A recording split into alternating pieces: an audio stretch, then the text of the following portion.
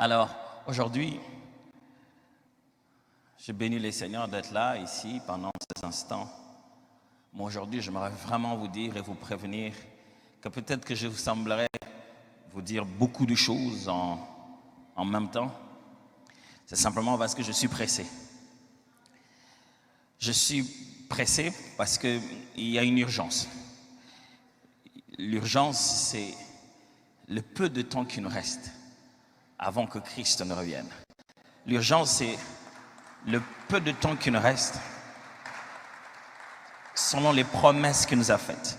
L'urgence, c'est que l'année n'est plus totale. Il nous reste quelques jours, moins 3. L'urgence, c'est qu'on a tellement demandé ça qu'il faudrait qu'on vive ça.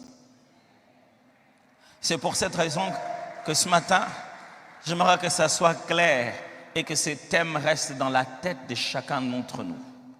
Mettre sa vie en ordre.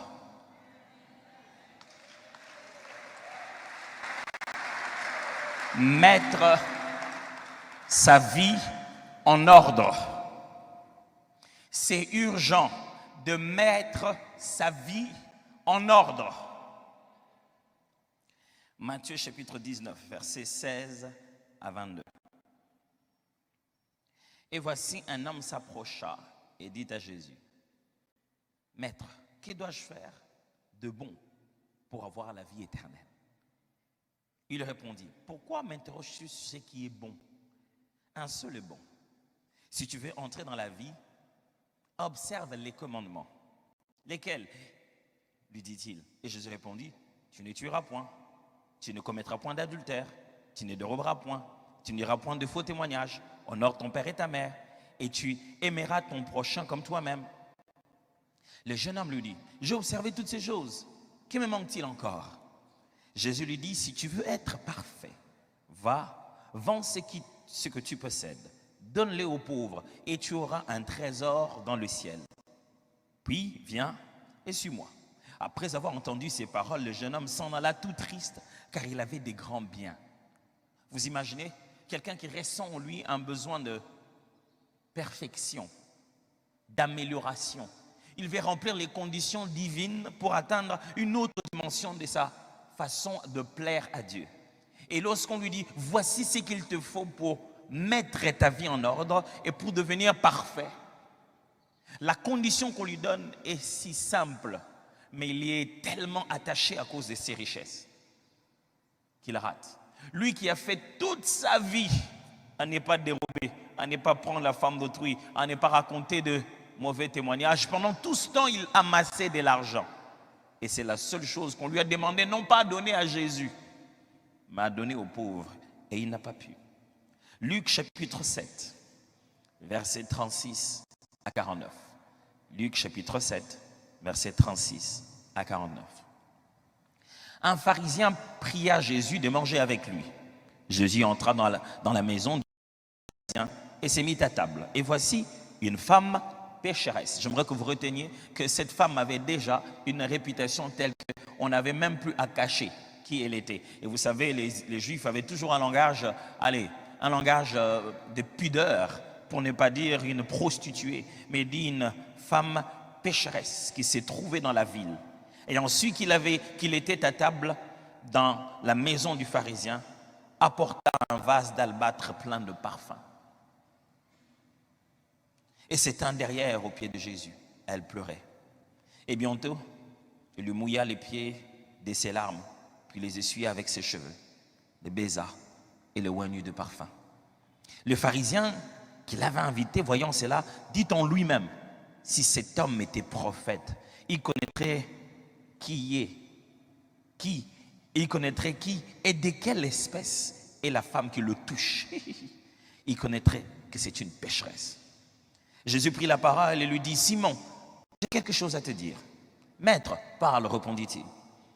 Un créancier avait 2 débiteurs. L'un devait 500 deniers et l'autre 50. Comme il n'avait pas de quoi payer, il leur remit à tous 2 leurs dettes. Lesquels l'aimeraient le plus? Simon répondit, celui, je pense, auquel il a le plus remis. Jésus lui dit, tu as bien jugé.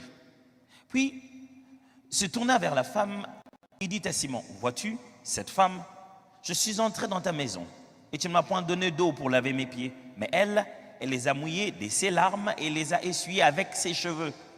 Tu ne m'as point donné de baiser, mais elle, depuis que je suis entré, elle n'a point cessé de baiser les pieds. Tu n'as point versé d'huile sur ma tête, mais elle a versé du parfum sur mes pieds. C'est pourquoi je te l'ai dit, ses nombreux péchés ont été pardonnés, car elle a beaucoup aimé. Mais celui à qui on pardonne peu, aime peu. Et dit à la femme, tes péchés sont pardonnés. Ceux qui étaient à table avec lui se mirent à dire en eux-mêmes, qui est celui-ci qui pardonne même les péchés? Il est urgent ce matin, mes frères et sœurs, de mettre sa vie en ordre. Mais ça signifie quoi, mettre sa vie en ordre? Je viens de lire avec vous 2 textes de 2 personnes qui ont l'opportunité de mettre leur vie en ordre. Un était riche, il a juste senti une envie de grandeur. Et si j'ai passé à quelque chose de supérieur de ce que je fais déjà que je me sens bien, j'ai accompli toutes les lois, est-ce qu'on peut passer à plus que ce que je fais déjà de bon? Oh, je me reconnais si bon, comment je peux devenir davantage bon? C'est sa question à Jésus. Et Jésus lui dit, voici les bases, voici les principes, voici la norme. Il dit, bon, ça je fais déjà. Il dit, ok, si tu veux passer à la vitesse supérieure, voici ce que je te demande. Et si Dieu te demandait de passer à la vitesse supérieure en 2021, tu dirais quoi? Oui! Et si tu disais que ça te demande de mettre ta vie en ordre? Je veux passer à la vitesse supérieure, il dit, ok, sans problème. Tu dois mettre ta vie en ordre. Qu'est-ce que je dois faire? Qu'est-ce que je dois faire de plus aux gens? Qu'est-ce que je dois faire de plus pour qu'on sache qui je suis? Non, tu dois juste te dépouiller, toi, de tous tes efforts de la vie et les rendre entre les mains de quelqu'un d'autre. Il dit, ah non, pas ça. Combien de fois, nous tous, nous savons ce qu'il faut faire pendant 2021? On n'est pas prêt à le faire, mais on continue à crier que les choses vont changer. Elles ne vont pas changer si toi, tu ne changes pas. Deuxième cas, c'est une femme qui est déjà consciente qu'elle est pécheresse. En plus, sa réputation est déjà répandue de tous, connue de tous, qu'elle est pécheresse. Elle le sait. Elle apprend qu'elle a l'opportunité de rencontrer quelqu'un qui peut tout changer. Elle le voit comme une personne importante. Vous savez, des femmes d'une telle vie n'ont pas vraiment de vie, pour ainsi le dire. N'ont pas grand-chose à donner à qui que ce soit, personne ne peut hériter. Et elles ont tendance à garder les richesses dans des biens précieux, dans des bijoux. Et le parfum de nard plus le vase d'albâtre, c'est un parfait mélange pour donner plus de valeur à une chose aussi précieuse que les parfums à l'époque. Parce que le vase lui-même permettait à ce que le parfum qui est concentré, l'huile parfumée qui est concentrée, puisse mieux vieillir et avoir plus d'odeur. Avec les temps, il en fallait juste un peu et l'odeur restait pendant longtemps. Ce qu'elle tenait, c'était son billet de sortie, sa petite façon de préparer son deuil. Les jours où elle mourait, il y a de quoi vendre pour pouvoir l'enterrer. Elle n'a personne d'autre. C'était sa retraite. Si elle ne travaillait plus, c'était son compte en banque. Même exercice. Exactement même exercice que l'homme riche.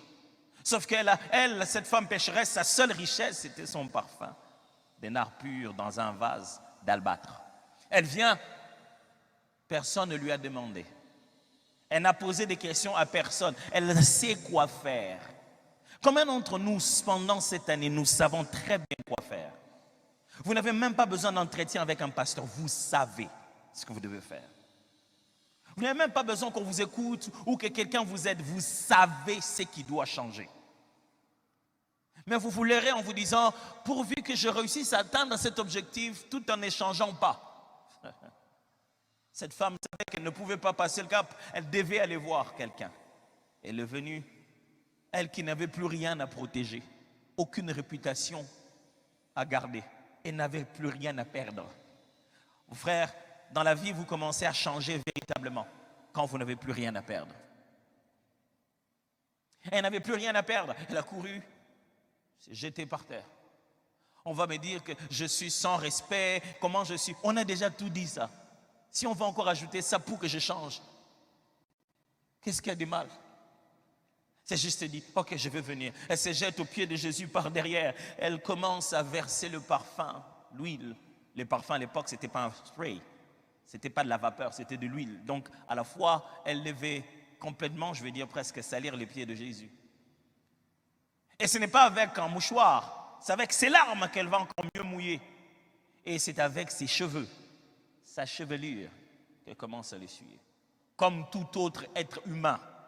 J'ai l'impression que ce jour-là, ils étaient congolais, ou qu'à leur époque, il y avait médias sociaux, il y avait peut-être Facebook. Chacun passait sur son téléphone, en commençant par le hôte de la maison. S'il était vraiment prophète, il aurait su de quelle vie cette personne est. Alors, il aurait fait quoi? Il aurait dit, ne me touche pas. S'ils sont vraiment des pasteurs, mais ils auraient su quelle vie les sœurs de leur église mènent. Alors, ils auraient fait quoi? Il les aurait dit, n'entrez pas. Vous pensez qu'on passe à la chair en vous prêchant parce qu'on sait que vous êtes parfait?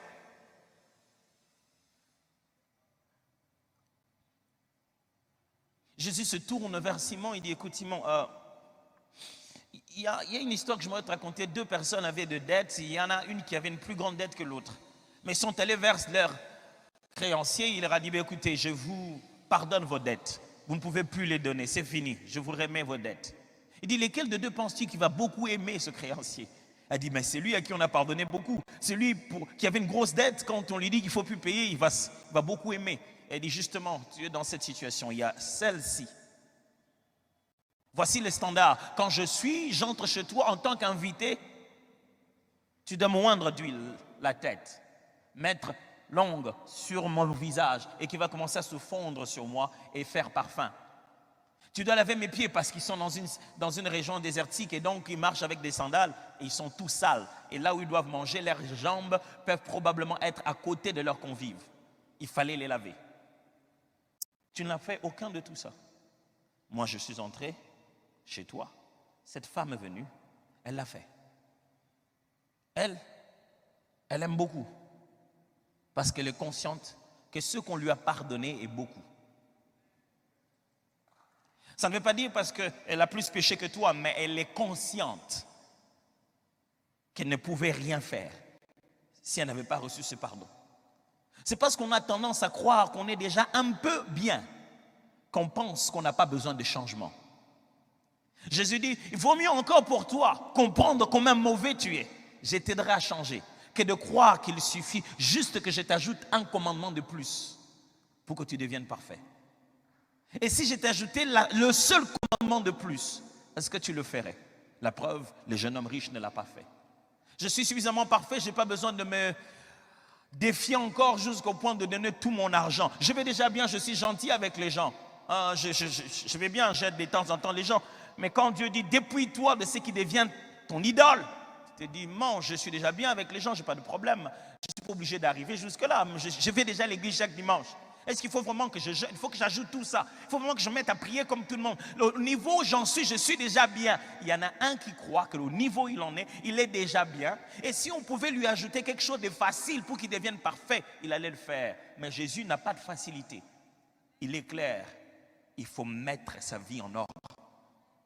Il y en a une autre qui s'est dit, je suis déjà perdu, je n'ai plus rien à perdre, je suis déjà pécheresse et je n'arrive pas à abandonner cette vie. Je ne saurais pas, si quelqu'un ne m'aide pas, elle tombe par terre et s'en fout des gens.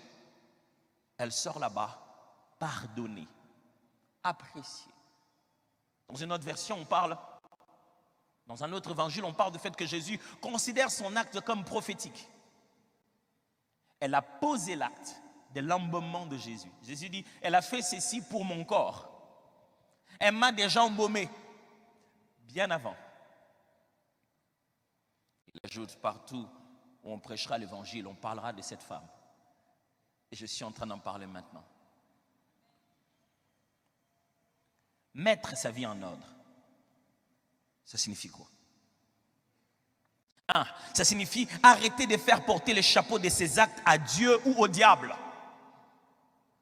Arrêter de faire porter les chapeaux de ses actes à Dieu ou au diable. Oh oui. En fin de compte, qui l'a fait? Pasteur, c'était pas moi. J'ai juste, le diable m'en veut compte. Qui a ressenti le plaisir? Ce n'était pas toi. Qui a ajouté ce chiffre dans cette facture? Ce n'était pas toi. Qui a dormi toute la nuit pendant qu'il savait qu'il devait se réveiller à 3 heures? Ce n'était pas toi. Qui est en train de promener son téléphone rempli, bourré, sa carte mémoire est remplie de pornographie? Ce n'est pas toi. Quels sont les démons qui se réveillent la nuit pour utiliser ton téléphone? Quel est l'esprit de Dieu qui t'a poussé, qui t'a inspiré sur un site pornographique? Qui doit porter les chapeaux? Le pentecôtisme a créé un système où ce n'est jamais nous, ça doit être un esprit. Ce n'est jamais nous. Vraiment, je manque un esprit de prière, c'est pourquoi je ne prie pas beaucoup. J'ai été dérangé par un esprit de séduction, c'est pourquoi je suis tombé. Je manque un esprit de consécration. Pasteur, prie pour moi, pour que je sois consacré. Arrête de dormir, consacre-toi, un point c'est tout. Il n'y a pas de prière pour ça. Il est temps de mettre sa vie en ordre. Qui doit porter les chapeaux de ton retard au travail? Qui? Combien de fois on te répète, quand le chef est déjà là, il faut que tu arrives. Et non, les transports étaient difficiles. Comment le transport devient difficile que quand toi tu arrives à l'arrêt de bus?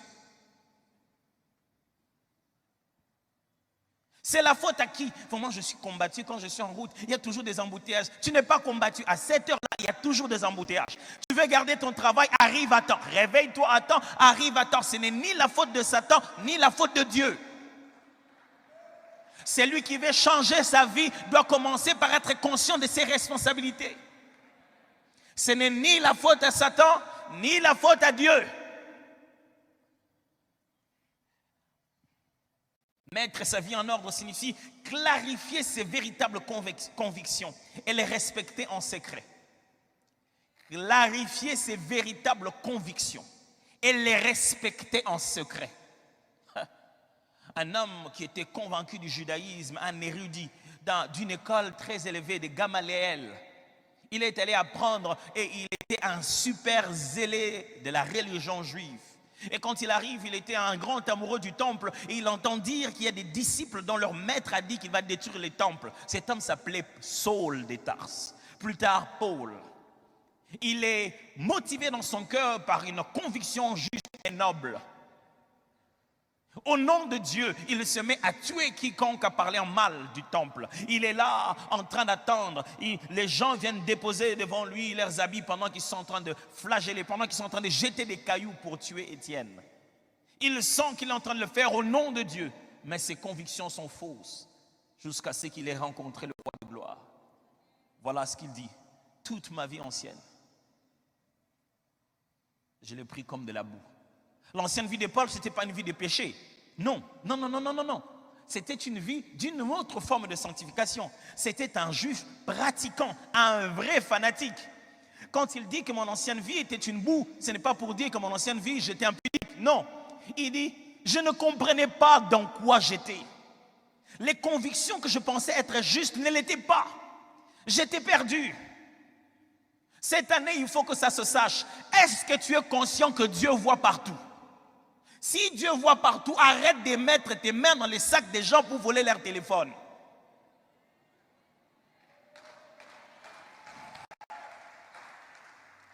Tu crois en quoi? Quelles sont tes vraies convictions? Les véritables convictions se pratiquent en secret. Un jour, je t'entends regarder un documentaire qui essayait de prouver comment la conscience d'une divinité supérieure ou bien d'un être invisible avait tendance à changer le comportement social des gens. On les a laissés dans une pièce, on leur a donné un exercice pour lequel ils ne devaient pas vraiment tricher, mais ils ont eu tendance à vouloir le faire d'une certaine manière. Quand on vient leur poser des questions, ils mentent presque. Jusqu'à ce qu'après on leur dit, on leur fait faire un exercice en leur disant, dans cet endroit se trouvent des esprits ou quoi. On leur a fait croire qu'il y avait une présence invisible. Tout de suite, ils se sont régulés, ils se sont dit, on ne sait jamais. J'en avais pas fait 20 minutes, j'avais fait 15. Ils ont commencé à confesser. Parce qu'ils ont eu confiance que quelqu'un nous voyait. Quelles sont tes vraies convictions? La prière, tu en as besoin ou pas? Mais pourquoi on doit te supplier supplier de venir le jeudi qu'on prie.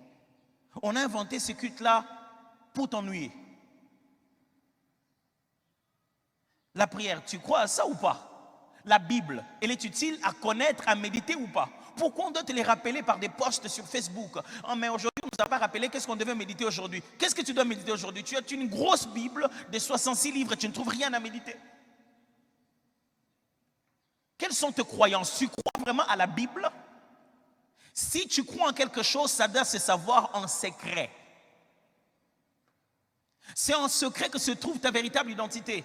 Jésus n'a pas commencé à combattre le diable en public sur la croix, mais en secret dans le désert.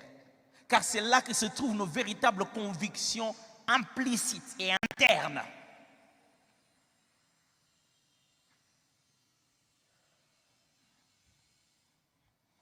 Si tu crois que nous devons donner nos offrandes, pourquoi tu le fais comme ça?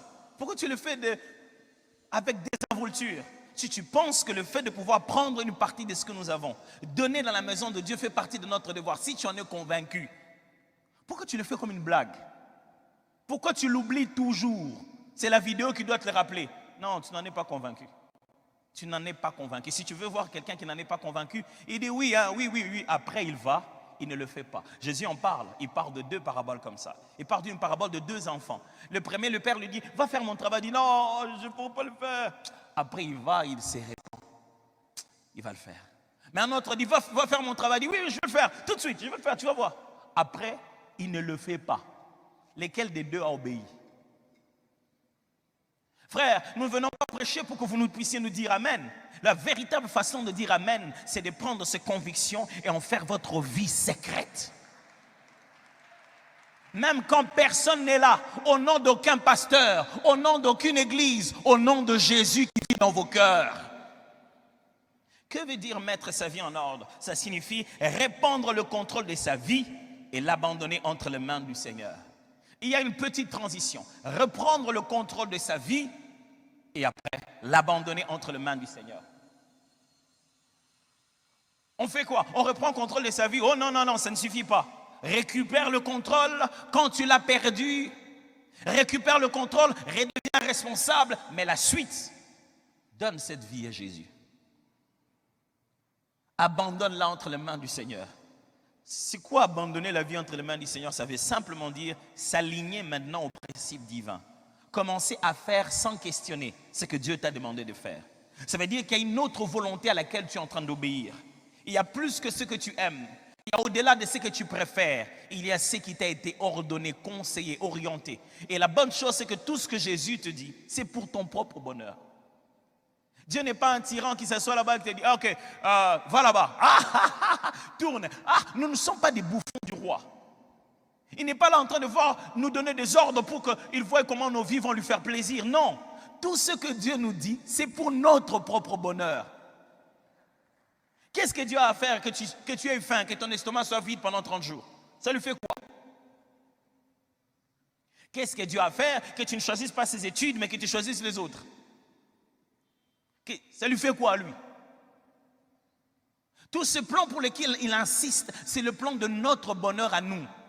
Quand Dieu te demande de mettre sa vie en ordre, ce n'est pas pour lui faire plaisir. Non. C'est l'obéir qui lui fait plaisir. Mais l'ordre qui va arriver ne va pas arriver au ciel. Le changement qui va se produire ne se produit pas en Dieu.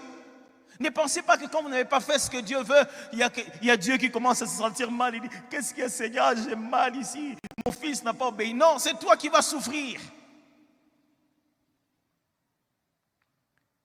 Sa douleur, c'est d'avoir parlé. Il connaît la destinée et il a parlé déjà avant. Et il sait déjà que tu vas pleurer. Tu vas pleurer. J'ai des petits enfants chez moi et le tout dernier est un garçon, il est juste une concentration d'énergie, ce qu'on appelle le fils de ma jeunesse. Ces derniers temps, il a pris la manie aux alentours de 21h, 22h, de m'appeler pour qu'on joue au football au salon. Notre Père qui est aux cieux.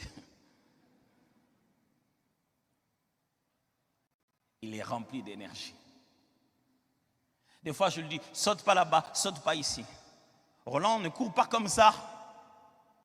Qu'est-ce que ça a à voir? Je vais emprisonner Roland. Qu'est-ce que je veux?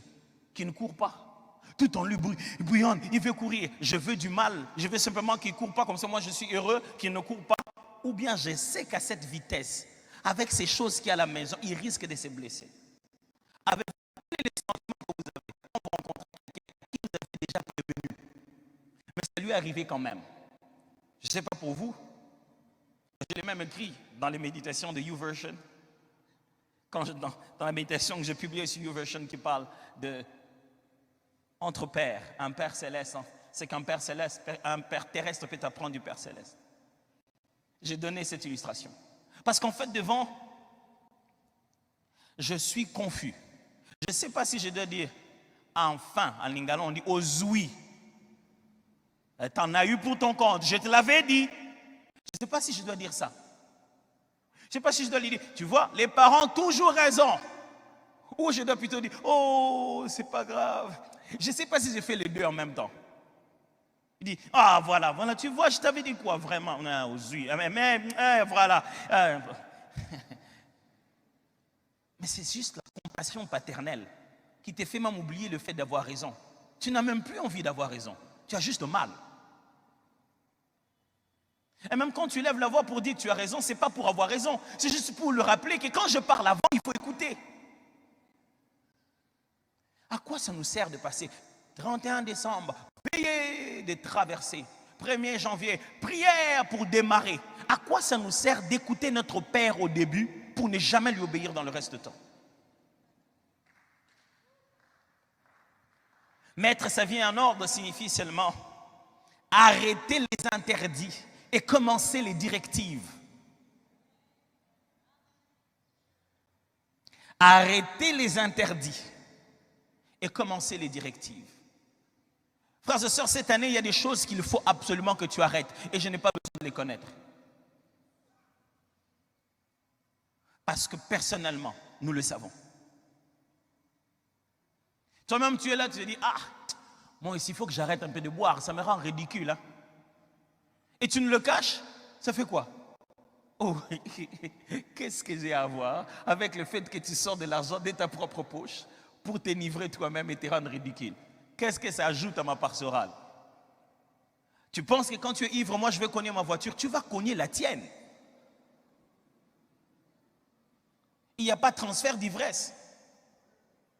Tu penses que quand tu es ivre, tu vas battre ma femme, tu vas battre ta femme à toi.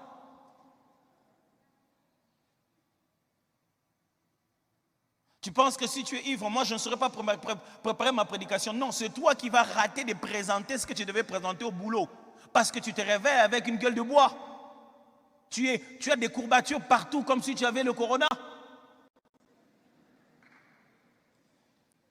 Imagine-toi quelqu'un qui a passé toute sa nuit dans une boîte. Vous pensez qu'il a de l'air, même s'il ajoute le mot nuit à côté de la boîte. Il a préféré suffoquer dans une boîte chaque samedi et nous les cacher à l'église. Frère, alléluia, amen. Est-ce que chaque fois que tu fais ça, le matin quand tu viens, moi je deviens un peu plus gros? Ça change qui? Tu mens à qui? Est-ce que tu ne peux pas te décider finalement? Oh, ma femme ne le sait pas. Oh, est-ce qu'on jouait à cache-cache? Ta femme ne le sait pas, ton corps le sait. Le sang de ton corps sait que tu es devenu malade. À force d'aller vivre ta sexualité avec multiples partenaires, tu es déjà malade. Ton sang le sait. Bientôt, ton médecin va le savoir et ta femme va le savoir. Et nous tous, on va le savoir. Voilà, on finira par savoir. Est-ce que c'est ça? Est-ce que nous jouons à cache-cache? Ce n'est pas ta propre vie que tu dois fixer pour toi-même. Est-ce qu'il est question de savoir? Aujourd'hui, sur les réseaux sociaux, on peut les monter de toutes pièces et les mettre sur ton dos. Le problème ici, c'est le témoignage intérieur et personnel, véridique de ce que toi-même tu sais. Il y a plein d'interdits que Dieu nous a même donnés l'année passée. Ce sont ces mêmes interdits qu'il répète aujourd'hui. Il dit, touche pas à ça. Il faut arrêter les choses qui sont interdites. Mais ça, ce n'est qu'une part. L'autre part, il faut commencer à obéir aux directives. Ça me fait mal que dans notre pays, on parle beaucoup de cette sanctification, d'arrêter les interdits. Mais on n'encourage pas trop la sanctification d'obéir aux directives. On dit que ce n'est pas de la sanctification, c'est de l'excès de grâce, c'est de la graisse. C'est qu'en fin de compte, si on fait qu'encourager les gens, on va les amener dans la mauvaise direction. Regardez combien de fois les apôtres disent, je vous encourage frères, je vous exhorte frères, je vous en conjure, je vous supplie mes frères. Les apôtres supplient les gens, ils les encouragent à la bonne direction. La foi chrétienne, ce n'est pas juste savoir la liste des pas faire. C'est aussi connaître ce qu'il faut faire. C'est en faisant ce qu'il faut faire qu'on n'a plus le temps de faire ce qu'il ne faut pas faire. Ok, je vais le répéter. C'est en se concentrant sur les directives qu'on n'a plus le temps d'aller vers les interdits. Parce que les directives nous occupent au même moment où on aurait censé être occupé par les interdits. Je me rappelle, fiancé, je venais nouvellement. Ma femme venait de me dire oui dans nos fiançailles. J'ai fait un grand travail de préparation et j'ai obtenu ce que je voulais. Elle m'a dit oui et je suis perdu. Une semaine, 2 semaines après, je suis allé voir le pasteur Roland. En toute sincérité, je lui ai dit, papa, je sais tout ce que les fiancés ne doivent pas faire. Mais je ne sais pas ce qu'ils doivent faire. Entre maintenant et se marier, on fait quoi? Plein de fiancés ne savent pas ce qu'il faut faire. C'est pourquoi ils passent tout leur temps à faire ce qu'il ne faut pas faire. Vous savez pourquoi? Parce qu'on leur a seulement dit ce qu'il ne faut pas faire. Et à force d'exposer la loi, on expose le péché. On donne envie de faire ce qui est interdit. Il a ri de moi. J'ai dit, pasteur, mais sanctifié, je sais le faire. Et on ne va pas se toucher, on se voit toujours en public, je connais toutes les règles, mais entre-temps, on fait quoi? Cette année, il faudrait que vous appreniez non seulement à fuir le péché, mais à aller vers la sanctification. Vous ne pouvez pas être réactif. Vous ne pouvez pas attendre où est le péché pour que je puisse le fuir. Toute ta vie, tu es là en train de chercher le péché pour le fuir. Le péché n'est pas la référence. Jésus est la référence. Demande-toi comment je peux devenir de plus en plus comme Jésus. Mettre sa vie en ordre, pourquoi? Pasteur, si tu continues comme ça, je vais quitter l'église. Pourquoi je dois mettre ma vie en ordre? Ok. Parce que vous êtes vulnérable dans cet état. Vous voyez comme vous êtes là? Vous le savez vous-même, vous êtes vulnérable. J'ai une mauvaise nouvelle pour vous. Spirituellement, rien n'est caché. Les démons les savent. Les sorciers les savent aussi. Et vous savez qu'ils les savent. C'est pourquoi quand on veut commencer à chasser les démons, vous vous taisez, vous dites, au moins si je ne les chasse pas, ils ne vont pas me déranger, ils ne vont pas parler de mes problèmes. Vous vous trompez. Vous êtes conscient que quand votre vie n'est pas en ordre, vous êtes vulnérable quelque part. Vous ne prenez même pas le courage de riposter contre les attaques de l'ennemi parce que vous savez qu'au fin fond, c'est votre faute. Vous êtes irrésolu. Vous ne savez même pas demander. Vous ne savez même pas exercer votre foi dans certaines choses. Parce que vous dites, est-ce que j'en suis digne? Et vous dites, est-ce que le Seigneur sait ça? Est-ce que je peux insister? Tu ne te sens même pas libre devant ton Père. Deuxièmement, parce que vous risquez des conséquences néfastes. Jésus était clair les jours où il a pardonné les péchés de la femme adultère. Il dit, personne n'était condamné. Il dit, où sont-ils? Ils sont partis. Il était clair. Il dit, personne ne te condamne. Moi non plus, je ne te condamne. Va. Ne pêche plus. Oh, il était encore plus clair. Quand on a mené cet homme par ses amis, on l'a fait entrer par le toit, on l'a déposé, il était malade. Jésus, regardant leur foi, il a prié pour cet homme, il était guéri. Il dit, tes péchés te sont pardonnés. Va. Il ne pêche plus, il est clair. De peur qu'il ne t'arrive quelque chose de pire. Vous savez, la loi de la satiété, c'est qu'on a tendance à, quand on désire une chose de mauvaise ou quelle qu'elle soit, la chose qu'on convoite, On se sent mal à l'aise quand on l'approche.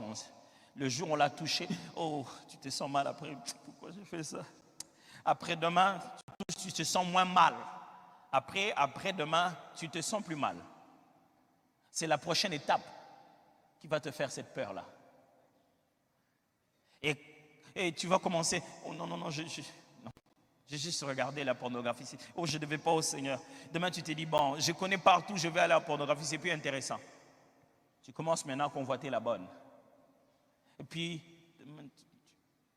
tu commences juste à parler, et puis, ah non, non, je ne devais pas, pardonne-moi. Tu envoies le WhatsApp pour dire, pardonne-moi, j'aime ma femme, je ne devais pas dire ça. Demain, tu prépares un beau cadeau, maintenant tu changes de stratégie. Pourquoi? Tu as envie de toucher tout le temps l'interdit.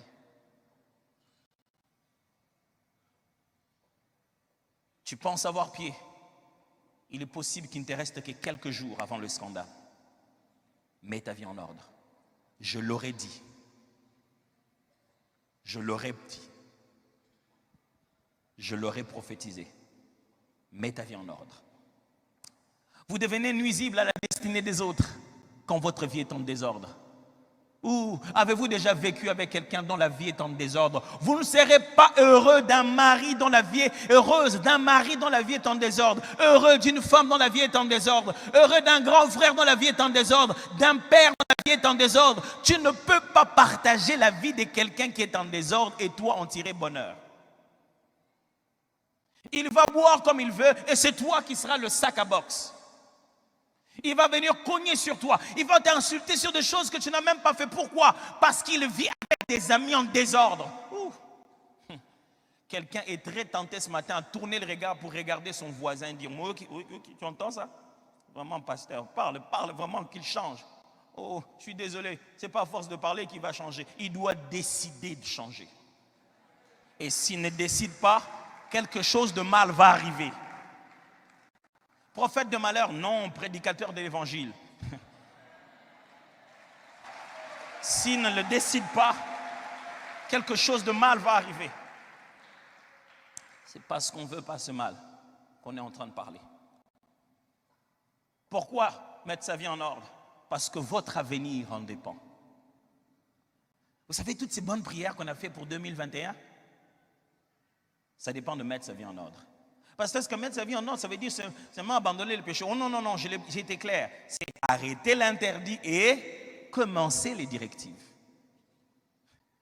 Tu sais qu'il faut prier et tu passes tout ton temps à regarder les matchs jusqu'à 2 heures du matin. Et puis demain, tu te mets à pleurer. Oh Seigneur, dans notre famille, nous sommes combattus. Pendant les heures du combat, toi, tu regardes le match. Tu dis, mais vraiment, cette église, on n'aide pas les gens. Vraiment, cette église, c'est pourquoi moi, je n'aime pas les grandes églises. Moi, j'ai des problèmes. On aurait pu m'envoyer les intercesseurs. À faire quoi? Toi, tu iras dans la maison de ces intercesseurs pour prier pour eux. Pensez que la vie chrétienne consiste à faire engager les autres pour faire la part de notre responsabilité. Je suis ton pasteur, je ne serai pas jugé à ta place. Aucun intercesseur n'est censé faire ta part de la croissance. On ne te demande pas de prier comme une punition.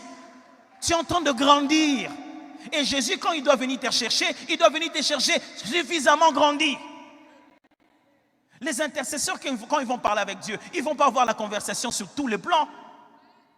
Dieu veut t'écouter toi. C'est toi que Dieu vise, pas les intercesseurs de l'église. Arrête de croire que le système est faible. C'est toi qui ne veux pas grandir. Grandis!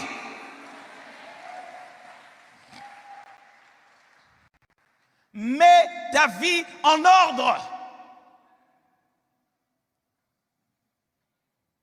Je vais prier après. Ok. Un peu de sommeil, un peu de lassitude. Et la pauvreté te surprendra.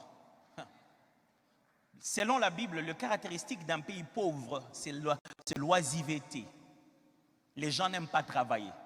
Ce pays n'est pas pauvre parce que juste, mauvaise volonté politique. Les Congolais font 8 heures au travail, pas 8 heures de travail. Ils le font 8 heures de présence après avoir écrit leur nom. Et ils passent tout le temps devant l'ordinateur à ne rien faire. Demande-leur de t'écrire ce qu'ils ont vraiment accompli comme tâche. Dis, on ne paye pas bien, c'est pourquoi je ne travaille pas. On paye parce qu'on travaille.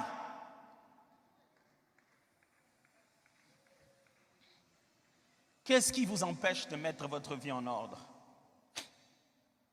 Qu'est-ce qui empêche d'habitude les gens à mettre leur vie en ordre? Un, la honte des autres. Parce que notre ordre, il est possible que ça ne soit pas leur ordre à eux. Il est possible que notre ordre soit quelque chose qu'eux, ils appellent démodé. Est-ce que tu es prêt à être démodé? Oh oui. Moi, j'étais tout petit avant ma conversion. Je vais confesser ça à ma femme aujourd'hui, elle va le savoir. Très petit, c'est moi qui avais les goûts. J'étais un vrai fashioniste. C'est-à-dire que j'allais des fois à l'école en noir-blanc et je revenais en rouge-blanc. C'est-à-dire que j'ai gardé ma culotte de gymnastique et j'ai mis mes catchs, donc je suis cool. Je me voyais dans ma tête, chérie, aujourd'hui c'est moi qui ai donné ça aux enfants. Il faut que tu le saches. Je l'avoue devant tout le monde. Et très jeune, quand j'ai donné ma vie au Seigneur Jésus, la première des choses que j'ai arrêté de faire, c'est paraître. Je vais dans ma garde-robe, je prends les choses qui respectent les codes de la couleur et je les porte. Oh, je ne vous vise pas du tout. Je ne vise aucun standard pour qu'il soit... Non. Je ne veux pas ça. Quand je me suis converti, je commençais à aller à l'église. Et je l'ai rencontré ici, je l'ai raconté ici la dernière fois. À ce moment-là, les Seigneurs n'avaient pas permis qu'on ait trop de moyens. Ma mère est allée dans la friperie et elle a acheté des culottes des plages. À l'américaine, c'était gros comme ça, et il y avait le ponte ici et c'était bleu ciel. Je m'en souviens très bien, parce qu'on était devenus très amis. Et j'allais à l'église, je prenais ma chemise blanche où on avait les cuissons de notre école, j'enlevais juste les cuissons et je portais ça. Et comme chaussures, j'avais les babouches. Et puisque quand tu te laves avec du savon qui est prévu pour la lessive, tu te laves avec, après tu deviens tout blanc. Ça devient tout blanc comme ça là, sur tes jambes, on appelait ça quand on était petit géographie. Parce que ça avait des formes comme de la géographie. Et on savait que pour fixer la géographie, il faut de l'huile de palme. C'est de mon époque, ils connaissent bien de quoi je parle. Tu vas en mettre suffisamment au point que tu brilles. Quand on dit loin d'huile ma tête, nous on oignait d'abord les jambes, c'est-à-dire, et ma journée déborde.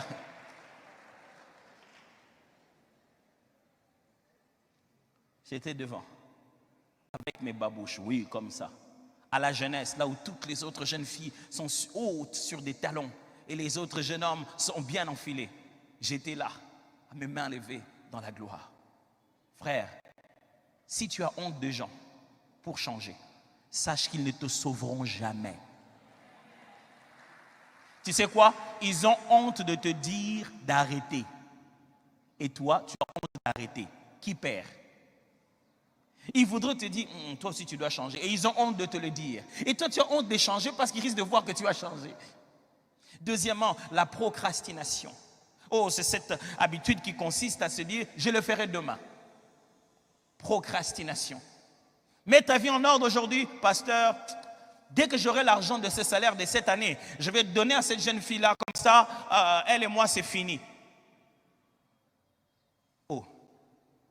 Finis ça maintenant. Non mais pasteur, on risque... Pourquoi nous les hommes, on commet des bêtises et on ne veut pas en subir les conséquences?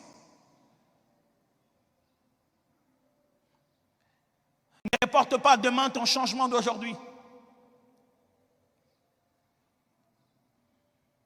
Pourquoi? Qu'est-ce qui nous empêche de mettre notre vie en ordre? La mauvaise compagnie. Oh, la Bible est claire là-dessus. La mauvaise compagnie corrompt les bonnes œuvres. Ceux qui sont avec toi sont comme toi. Pourquoi tu vas changer? Oh oui, poussins, pareil à l'aiglon, mais lorsqu'ils vont grandir, on se rend compte que l'un a des ailes pour voler plus haut.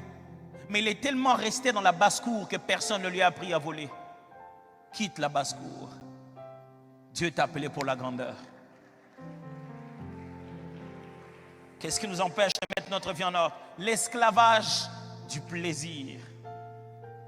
On aimerait bien l'arrêter, mais on aimerait que ça nous fasse le même bien. La quête au plaisir n'a pas de fin. Le plaisir devient de plus en plus cher. Plus on a de l'argent, plus on a envie de se prendre, de se faire plaisir. Mais chaque fois qu'on s'est fait plaisir, cela n'amène pas toujours le bonheur. Et enfin, le conformisme. Le conformisme. On veut tellement se conformer. Et la Bible est claire, ne vous conformez pas au siècle présent. Ne les faites pas pour être dans l'alignement. Le christianisme, c'est être différent. Ce n'est pas être pareil. Mon temps est fini. Moi, je n'arrive pas à céder ces micros si je ne dois pas vous dire comment mettre sa vie en ordre. Comment? Je vous propose 6 choses. La première, reconnaître qu'on a tort. Frères, sœurs, vous avez tort. Oh oui, vous avez tort. Pasteur, celui qui avait commencé, c'est pourquoi on ne se parle plus. Tu as tort d'avoir des ennemis et de ne jamais parler à quelqu'un. Tu as tort. Mais pasteur, tu ne sais pas le mal qu'il m'a fait. Tu as tort. C'est lui qui ne croit pas qu'il a tort, ne pense pas qu'il doit changer. Deuxième chose, reconnaître qu'on a besoin d'aide. Non, pasteur, moi-même, je vais faire ça. Personne ne va savoir. Je vais demander pardon aujourd'hui à Dieu. Demain, je vais plus refaire. Mais ça fait 5 ans que tu tentes ce cycle-là et tu n'arrives pas à le briser. Tu ne penses pas que tu as besoin d'aide? La Bible dit, confessez-vous les péchés les uns les autres. La meilleure façon d'avoir la victoire sur l'ennemi, c'est de briser le secret. C'est de briser le secret. Satan te fera croire. Je ne vais pas dire mes choses aux gens. Finalement, on va les raconter à tout le monde. Ne nous le dis pas. Après, tout le monde le saura. Ça sera sur Facebook. On le saura de la très très mauvaise manière. Non, les pasteurs, quand on les raconte des choses, ils disent ça sur la chaîne. Depuis que tu viens ici, tu as entendu que je t'ai dit des choses de quelqu'un d'autre aussi. Quelqu'un qui s'est plaint ici, je le dis sur la chaîne.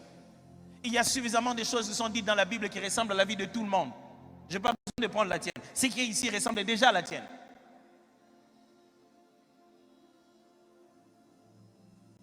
Est-ce que tu peux reconnaître que tu as besoin d'aide? Ne va pas dire à ta femme, non, dans notre foyer, pour plusieurs fois dans ma vie, j'ai pleuré de voir des couples venir en retard. Ils ont déjà tout bousillé déjà. On dit, mais pourquoi vous n'étiez pas venu à la première année? On ne voulait pas que les gens sachent, on voulait gérer nos choses nous-mêmes. Et le résultat, vous ne pourrez pas mettre votre couple en ordre sans demander de l'aide. On va là-bas, il ne faut pas tout dire aux parents, on va juste leur dire. Vous venez même chez le pasteur. Oh, nous, pauvres pasteurs. Même le médecin, on lui dit tout. Nous, au pasteur, on nous cache des choses. Dieu doit nous montrer. Vraiment, si tu veux que Dieu me montre, ne viens pas au bureau. Moi, je reste à la montagne, je cherche. Et comme ça, je vais venir te dire directement.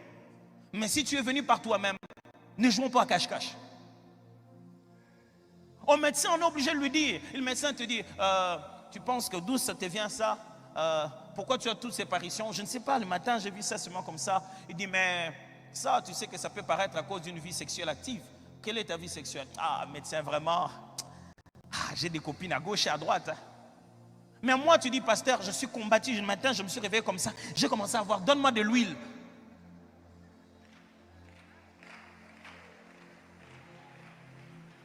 Comme ça, tu te dis, si tu me caches ça, ça va quand même faire l'effet qu'il faut.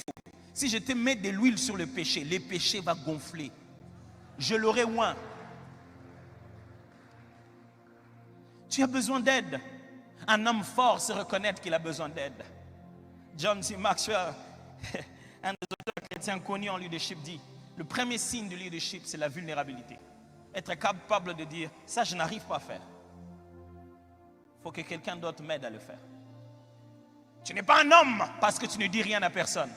Mais parce que tu t'arrêtes et tu te dis, aidez-moi dans ça. 3. Reconnaître sa responsabilité. Pourquoi tu veux que ça change dans ton couple et personne n'a raison, personne n'a tort?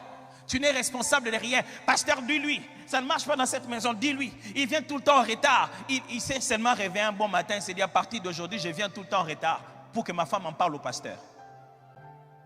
Même les victimes sont responsables d'une certaine manière. Quelle est ta part de responsabilité? Non, pasteur, c'est pas moi, c'est Satan. Oh non, non, non, non. 4. Changer ce qui est à notre portée. Quand je vous demande de changer, je ne vous demande pas de changer le monde entier. Je ne vous demande pas de vous réveiller un matin, taradada, tout a disparu. Vous n'allez pas faire disparaître les signes, les sites pornographiques. Commencez par faire disparaître les vidéos qu'il y a dans votre téléphone. Commencez par changer ce qui est à votre portée. N'essayez pas de changer 20 jours avant. Mais c'est... je veux juste me relever. Bon, je veux faire ça la dernière fois et à partir d'aujourd'hui. Et si c'était aujourd'hui le jour où il ne faut jamais le faire? Commencez à changer d'abord ce qui est à votre portée. Non, la vie de prière, le pasteur a parlé vraiment cette année, il faut que je commence à prier. Je vais faire 30 jours. Ne fais pas 30 jours. Commence d'abord par prier le matin avant de partir. Te précipite ça. Ne te précipite pas. Commence par ce qui est à ta portée d'abord. C'est tout ce que Dieu te demande. Il ne te demande pas d'aller bouleverser le monde. Il te demande de prendre l'argent que tu as, de donner aux pauvres. Jésus dit, tu veux devenir parfait, commence avec ce que tu as. Commence par changer ce que tu tiens dans ta main. Commence avec ton téléphone. Commence par changer de numéro, tu ne mourras pas. Oh non, il y avait tous mes numéros ici et tous mes numéros ici. Mais quand il m'appelle ici, est-ce que tu ne peux pas changer de numéro une fois dans ta vie?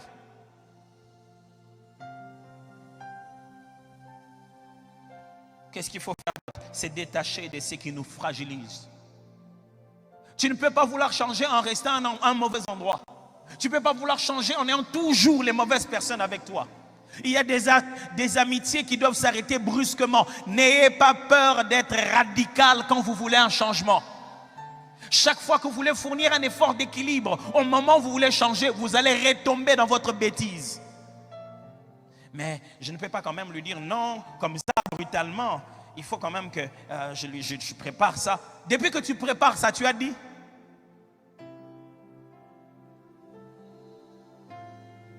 Enfin, être redevable à quelqu'un.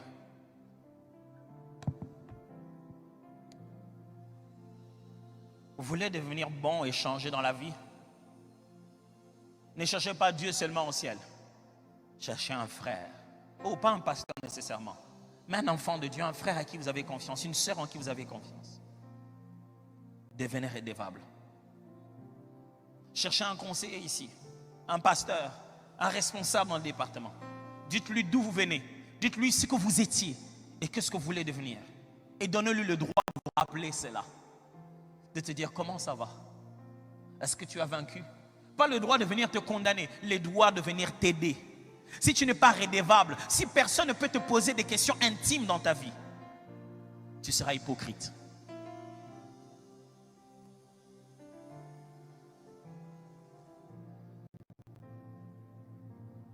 Si tu veux changer, tu dois le faire à la manière de la Bible. La Bible dit, vous devez être redevables les uns aux autres. Est-ce que j'ai été clair ce matin? Je ne sais pas. Est-ce que j'ai dit tout ce qu'il fallait dire? Est-ce que j'ai vraiment mis dans nos cœurs l'urgence de comprendre que cette année ne dépend pas des jours, mais dépend de nous? Est-ce que j'ai été suffisamment clair pour nous rappeler que ce n'est pas question de la gloire de Dieu qui va descendre seulement, mais c'est la décision de nos cœurs qui doit tout changer?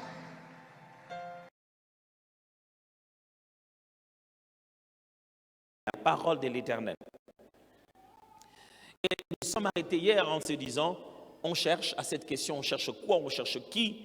On cherche la chose qui trouble l'esprit de l'homme. C'est-à-dire que quand on cherche dans la prière, de fois on ne cherche pas dehors. Quand on cherche dans la prière, de fois on cherche à l'intérieur de nous. C'est-à-dire quelque chose nous trouble nous.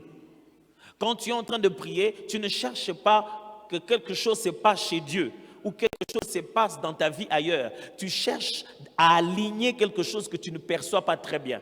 Père, c'est comme si tu veux faire quelque chose dans ma vie. Je te cherche, fais-moi comprendre. Vous savez, les psalmistes disaient ça. Je te cherche, fais-moi connaître tes voies. Dans la prière, quand on entre dans les champs de prière qu'on appelle chercher, on est en quête aussi de la volonté de Dieu qui est en réalité déjà inscrite en nous, qu'on veut saisir en réalité. On est en train d'aligner sa pensée à la pensée de Dieu. Ce sont des merveilleux moments, j'ai fini, par nous expliquer comment ça fonctionne que de chercher. Avant de parler des frappés aujourd'hui, il y a deux autres choses que l'on cherche et j'aimerais aborder ces deux autres choses et puis parler du verbe frapper. Mais je dois être sincère pour vous dire que tout ce que je vous ai enseigné pendant ce jour, c'était en fait l'introduction au sujet de l'art de la prière. Ce que j'avais prévu de parler avec vous, c'était de vous parler de l'art de l'adoration, de l'art de l'invocation et de l'art de l'intercession, qui sont trois genres de types de prières que nous faisons très souvent, comprendre avec précision comment on entend cela. Je n'ai pas eu l'intention de ralentir ça pour que je me fasse inviter la prochaine fois. Mais je pense simplement que ce qui doit être dit par l'Esprit, c'est ce qui doit être dit, et non pas toute la matière qu'on a prévue. Ça va? Amen. Mais ça fait quand même que la prochaine fois, on va m'inviter pour que je vienne finir ça. Non, c'est pour rire, en fait. Allez, maintenant on commence par le voisin. Lesquels de voisins vous avez aujourd'hui? Regardez-les bien. Est-ce que c'est le même? Qui a eu le même voisin qu'hier? Peut-être qu'on est en train de te poursuivre. Hein? Non, c'est pour rire, vous n'en faites pas. Vous avez eu exactement les mêmes voisins qu'hier? Il n'est ni votre mari, ni votre femme, ni votre frère, ni votre soeur. Levez encore bien la main, je veux voir où est-ce que vous êtes. Le même voisin. Ah, waouh, c'est drôle. Ah, les choristes, allez, vous êtes tout le temps. Vous êtes tout le temps ensemble. Alors, vous avez un nouveau voisin aujourd'hui, donc demandez-lui comment il va, comment ça va.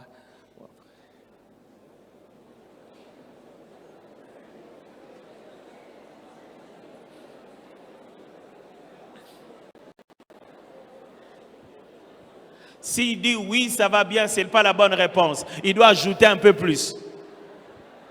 Sinon, tu vas lui poser toutes les questions de Westaf. Et la maison, ça va? Et les assiettes, ça va? Et ça va? Ne dis pas seulement oui, ça va. Oui, je vais bien. Ça fait quand même un peu fatigué. J'aimerais vous demander d'acclamer parce qu'aujourd'hui, ça fait 20 jours qu'on a fait dans les 40 jours. N'est-ce pas? Ça fait 20 jours. On a déjà fait la moitié et on est vivant. Amen. Donc, à partir d'aujourd'hui, on a recommencé à 0. On va reprendre 20 seulement, n'est-ce pas? Donc, vous oubliez déjà les temps passés. On est en train de faire maintenant 20 jours de prière. Waouh, c'est fantastique ça. C'est super. Alors, demandez au voisin de devant comment il s'appelle parce que c'est son nom qu'on va crier tout à l'heure. Voisin de devant. Les gens de la première chaise, quand j'ai dit voisin de devant, ils sont perdus chaque fois.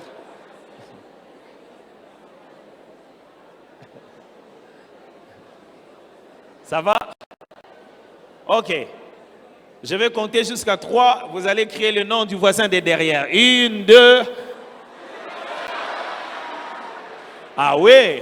Parce que si tu as demandé le nom au voisin du devant, c'est que lui aussi, il t'a demandé le nom, toi qui lui as demandé le nom. Donc, tous ceux qui étaient voisins du devant doivent crier le nom du voisin de derrière. Vous savez, l'église, quand nous venons ensemble, nous ne venons pas pour assister à des individualités. Quand nous venons en tant qu'église, l'onction qui coule, c'est une onction pour les frères et sœurs unis ensemble. Et lorsque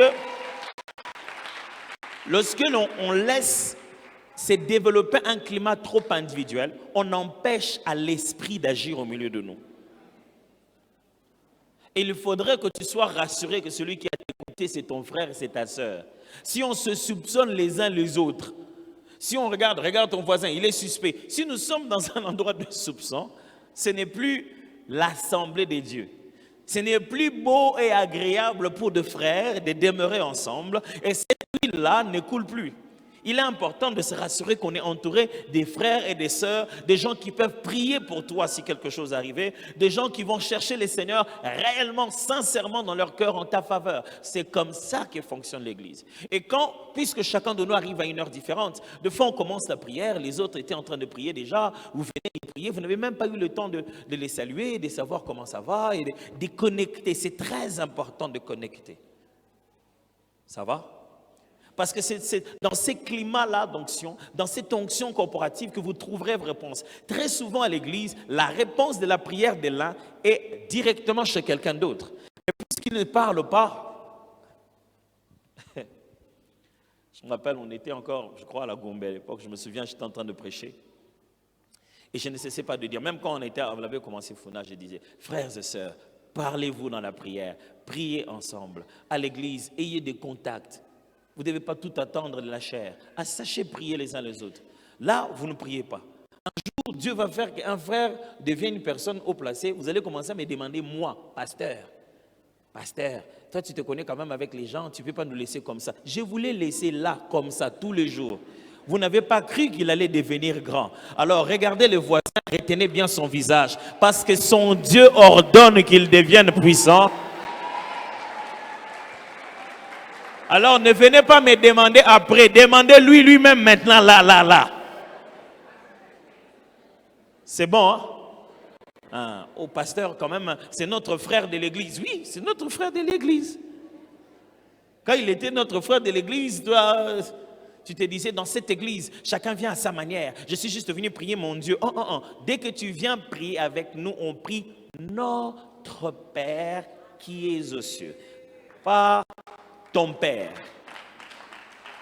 Quand les disciples lui demandent, apprends-nous à prier, Jésus dit, quand vous priez, dit, notre Père qui est aux cieux, que ton nom soit sanctifié. Quand on s'adresse à Dieu, on prend conscience qu'on est dans une grande famille. Dieu n'est pas qu'à toi, c'est toi qui es à Dieu. Dieu ne t'appartient pas, c'est toi qui appartiens à Dieu. Et si on veut aborder Dieu à l'église dans un contexte où il est notre Père, en essayant de le garder que comme ton Père, on n'a pas compris à quoi sert l'église. Il y a ici, dans cet endroit, quelque chose qui ne t'arrivera jamais à toi en prière seule. Parce que quand tu es en prière seule, tu n'as pas fait l'église. Tu n'as pas fait l'assemblée du Seigneur. Et il y a des choses que le Seigneur a données que à son assemblée. Amen. Et où est-ce qu'il veut en venir? Je veux juste me rassurer que nous sommes vraiment tous ensemble ici et que nous sommes vraiment tous ensemble en train de prier. Et que lorsqu'on dit prions, commençons à répandre nos cœurs dans la présence de Dieu, chacun est vraiment déterminé et il sait dans quoi il est en train de prier réellement.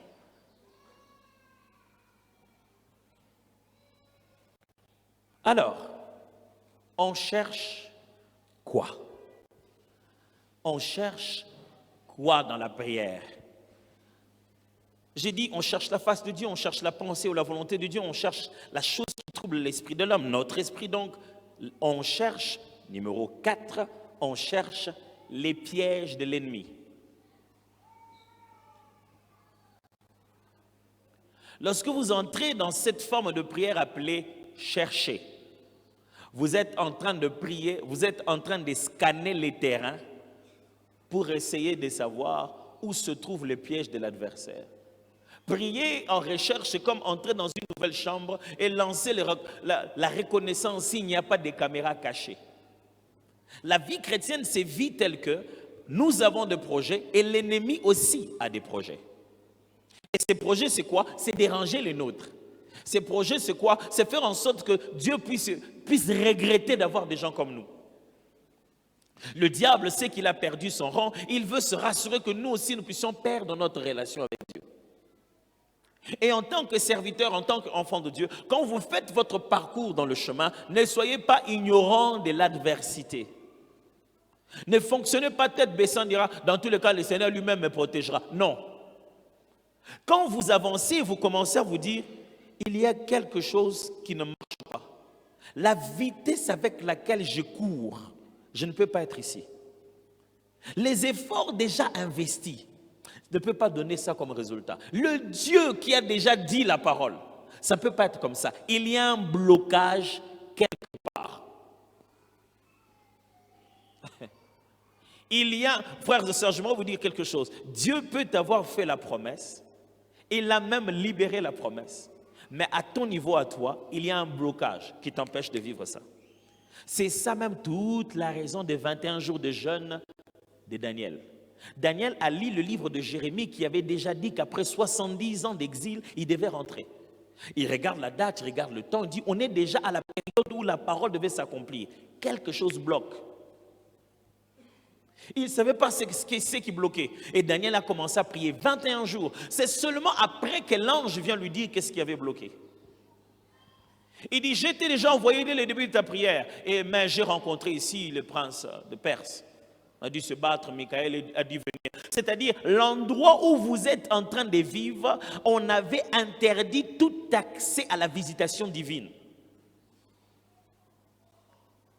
Est-ce que quelqu'un me suit très bien? Quand tu commences à faire de prières qu'on appelle le chercher, tu es en train de faire de prières où tu ouvres ton intelligence, ton esprit, c'est-à-dire tu prends conscience du fait que l'adversité est possible et tu es capable de reconnaître où se cache l'ennemi. Dans quoi le diable a piégé la chose. Parce que toute la force de Satan, c'est de se cacher. Le diable est fort quand il se cache. Ah, vous êtes-vous déjà battu avec quelque chose dans la nuit? Vous savez, quand il fait noir, quelque chose te passe au pied. Quelque chose. Quelle est ta réaction? Non, c'est rien. Ah! Quelque chose se passe au pied la nuit. Quelque chose me passe au pied. Quand tu allumes comme ça, un papier seulement. La Bible appelle Satan le prince des ténèbres. Le prince des ténèbres, ça ne veut pas dire quelqu'un qui règne dans un monde appelé le monde des ténèbres. Non, le mot prince des ténèbres est un langage idiomatique grec qui signifie celui qui règne à travers l'ignorance des autres.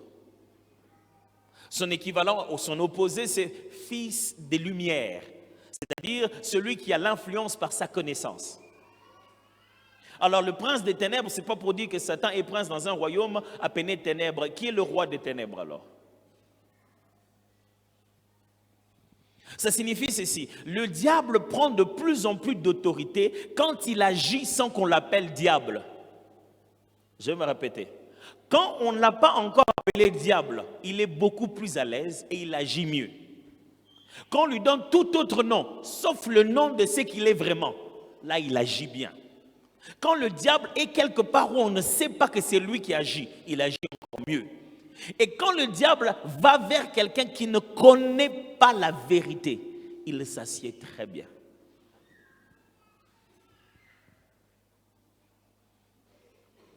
C'est pourquoi l'ennemi reste derrière les fausses croyances que les gens ont. Ah, pasteur, vous n'imaginerez jamais ce que les gens font au nom de Jésus. Oh là là là là là. Ouf. J'ai rencontré des familles qui font des délivrances au moins chaque mois. Il y a toujours quelqu'un à délivrer. Ils ont toujours quelqu'un à faire tomber, toujours des démons à faire sortir. Ils ont fait sortir toute la famille. Les oncles sont sortis, les tontons sont sortis, ceux du village sont sortis. Mais plus ils font des délivrances, plus ils deviennent pauvres. Plus ils font la délivrance, plus vous le voyez vous-même, qu'avant même il était en bonne santé. Maintenant là, il ne va plus bien. Le diable prend plaisir à vos délivrances. Parce qu'il sait, c'est la meilleure façon de vous garder dans l'ignorance. Quand vous venez, c'est moi. Et vous passez du temps là. Vous connaîtrez la vérité. Et la vérité vous affranchira. C'est ce que Jésus disait. Juste connaître. Il n'a pas dit nous passerons 40 jours et je vais vous affranchir. Il dit il y a des choses, vous avez juste besoin d'avoir la lumière. Dès que vous en aurez la lumière claire, c'est fini. Et il y a des moments dans la vie où toute ta prière est concentrée pour te dire Seigneur, montre-moi où est-ce que l'ennemi tient les choses. Il y a des moments où tu ne peux pas juste attaquer les diables comme ça. Tu dois attaquer avec précision en sachant où il se trouve où se trouvent les pièges de l'adversaire. Qu'est-ce que l'ennemi fait? Alors, les gens disent, non, pasteur, ces derniers temps, je suis debout, je suis en train de prier pour ma famille. Vraiment, je cherche Dieu pour ma famille. Quand tu cherches Dieu pour ta famille, tu fais quoi? En fait, il dit, je fais des lamentations en faveur de ma famille. Les lamentations ne sont pas de prières de recherche. Tout ce qu'il fait pendant ce temps-là, oh Seigneur, vraiment, est-ce que tu ne vois pas ma famille? Dieu regarde même l'âge, regarde l'âge. Je me rappelle quand on était plus jeune, ma mère faisait des prières comme ça dans sa chambre. Quand elle priait dans sa chambre, au couloir, vous tous vous entendiez. Donc du coup, si tu veux savoir quelle est ta position, quel est ton cas, quel est le verdict, il faut passer au couloir. Je me souviens une fois, elle était en train de prier fortement dans sa chambre. Et mon grand frère aîné, qui ne savait pas qu'elle a toujours été dans la liste, et qui maman passé beaucoup d'heures à prier pour lui, est passé par là, juste au mauvais moment. Ma mère disait, hé Seigneur, je vous l'ai traduit en français. Seigneur, désenvoûte mon fils ici. Il est envoûté par ces jeunes femmes-là. Mon frère était fâché. Maman dit que je suis envoûté. Maman te dit, oh, je dis, tu as juste écouté sa prière. Il parle à Dieu, il ne parle pas à toi. Il dit, mon fils, oh Seigneur, mon fils, il a envoûté cette fille. Cette jeune fille doit lui avoir fait manger quelque chose. Mon enfant n'est pas comme ça. On l'a fait manger quelque chose. Seigneur, qu'il puisse vomir. Je l'ai fait vomir. Il dit ça, les grands frères est dehors. Il est fâché.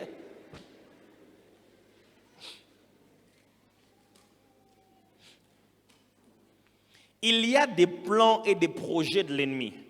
Il y a quelque chose que Satan met sur le chemin. Mais celui qui est en train de faire la démarche de la recherche doit anticiper les pièges de l'adversaire. Personne ne va vouloir entrer dans une carrière en sachant que ça peut s'ébrouler. Quand tu veux aller creuser, tu dois te rassurer que tu as stabilisé le sol. Et que rien ne peut aller se casser là-bas et te brûler à l'intérieur. Celui qui est en train de faire de prières des recherches, c'est quelqu'un qui va à la recherche de la volonté de Dieu, à la recherche du plan de Dieu. Et dans l'exécution du plan de Dieu, tu dois savoir qu'il existe le plan du diable.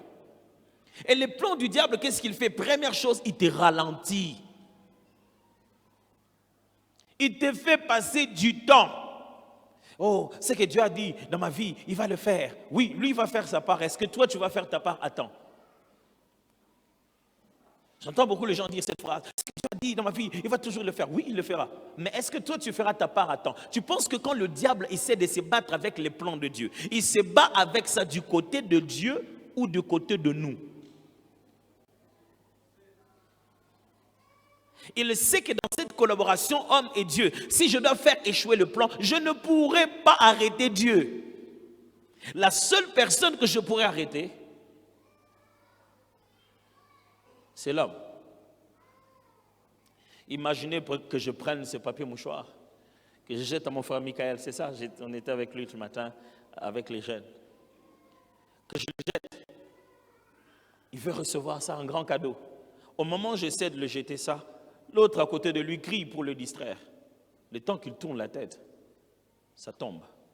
La plupart des bénédictions que vous croyez que Dieu n'a pas données, c'est vous qui n'avez pas attrapé. Oh, let me explain that. La plupart des choses que vous pensez que Dieu n'a pas données, c'est vous qui n'avez pas attrapé. Au moment de recevoir, vous avez été distrait par l'ennemi. Quand Dieu donne, vous devez recevoir. Recevoir, c'est une toute autre chose, très différente de demander. Et beaucoup de gens ne savent pas comment recevoir. Et quand le diable voit que la réception arrive, c'est là-bas qu'il va aller arrêter, parce que ça, c'est déjà libéré. C'est là-bas qu'il va te distraire avec tes réceptions. Tu reçois ça et tu vilipendes ça comme ça. Là, tu dépenses ça comme ça de la mauvaise manière. Et puis voilà, finalement, tu n'as même pas reçu la joie, le bonheur de ça. Et l'ennemi prépare au coin de la route. Il sait que quand il finit sa prochaine étape, moi je vais la voir juste là-bas. Je prie Dieu que pendant ces 40 jours, tu puisses déjouer tout le petit plan de l'ennemi qu'il a caché dans des petits endroits. Quand vous commencez à faire de prières de recherche, la première des choses qui va arriver dans votre esprit, c'est un esprit de discernement. votre degré de discernement va monter. Vous allez commencer à constater des détails que vous ne constatiez pas avant. Juste comme ça, dire, ah, pourquoi il fait seulement que je vienne aujourd'hui? Avant, il t'aurait appelé, tu n'aurais rien senti. Tu te dis, ah, pourquoi seulement maintenant? Pourquoi seulement aujourd'hui? Tu vas commencer à te poser la question. On dirait que chaque fois que mon mari et moi, on se chamaille, c'est cyclique. Ça revient toujours dans une saison. Tu vas commencer à te rendre compte, vous ne vous chamaillez jamais.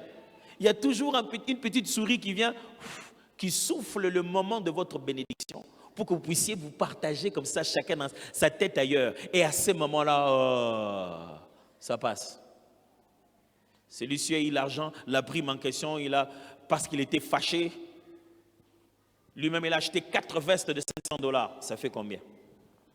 Ça fait l'argent pour commencer le commerce. 4 vestes. 4 vestes de $500. Ça, c'est l'argent de la dot, non? N'est-ce pas? Ah, mais c'est pourquoi les fiançailles continuent à durer.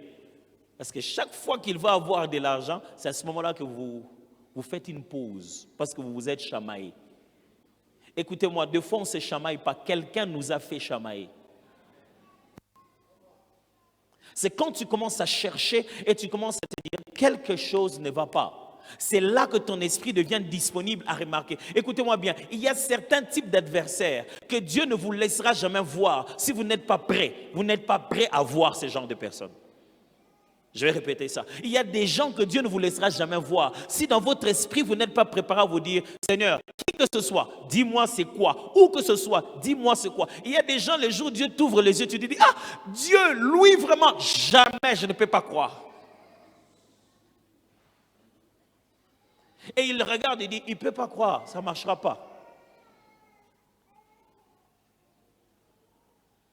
Je prie Dieu que pendant ces 40 jours, les petits pièges que les gens ont fait des réunions, les gens qui se parlent inbox, pendant que tout le monde est dans le groupe, que Dieu déjoue tous les plans que les gens ont cachés derrière. Vous savez, quand vous commencez à faire des prières de recherche, votre esprit devient disponible au point où Dieu peut vous faire une chose sans que vous puissiez vous en rendre compte. C'est-à-dire qu'au moment où tu ne voulais même pas, tu te dis, bon, je vais appeler un peu Sébastien. Oh, Séba, comment tu vas? Dès que tu l'appelles, tu entends quelqu'un d'autre parler à côté de lui. Il dit, oh, qui j'entends là? C'est José? Tu sais que tu as entendu la voix de José. Et de tout le temps, tu n'as jamais su que José et Sébastien se parlent derrière. Et quand ils viennent en réunion, ils viennent comme s'ils sont des opposés. Mais ils organisent un plan toujours derrière toi. Pourquoi tu as appelé à cette heure-là, à ce moment-là? Quand tu fais des prières de recherche, tu deviens plus sensible à la direction de Dieu sur tout ce qui est comme un plan contre toi. Dieu te fait faire. J'aime quand Dieu me parle, quand Dieu me montre des choses, mais j'aime surtout quand le plan de Dieu fonctionne en moi sans que moi-même je ne puisse savoir ce que j'étais en train de faire.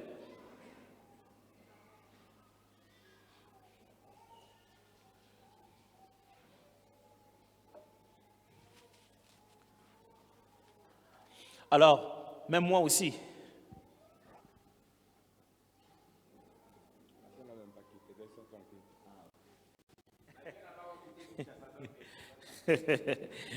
Parce que je suis censé, en descendant de la chair, entrer directement dans l'avion. Alors, il voulait me tranquilliser que l'avion n'a pas encore quitté Kinshasa, que je peux prêcher calmement.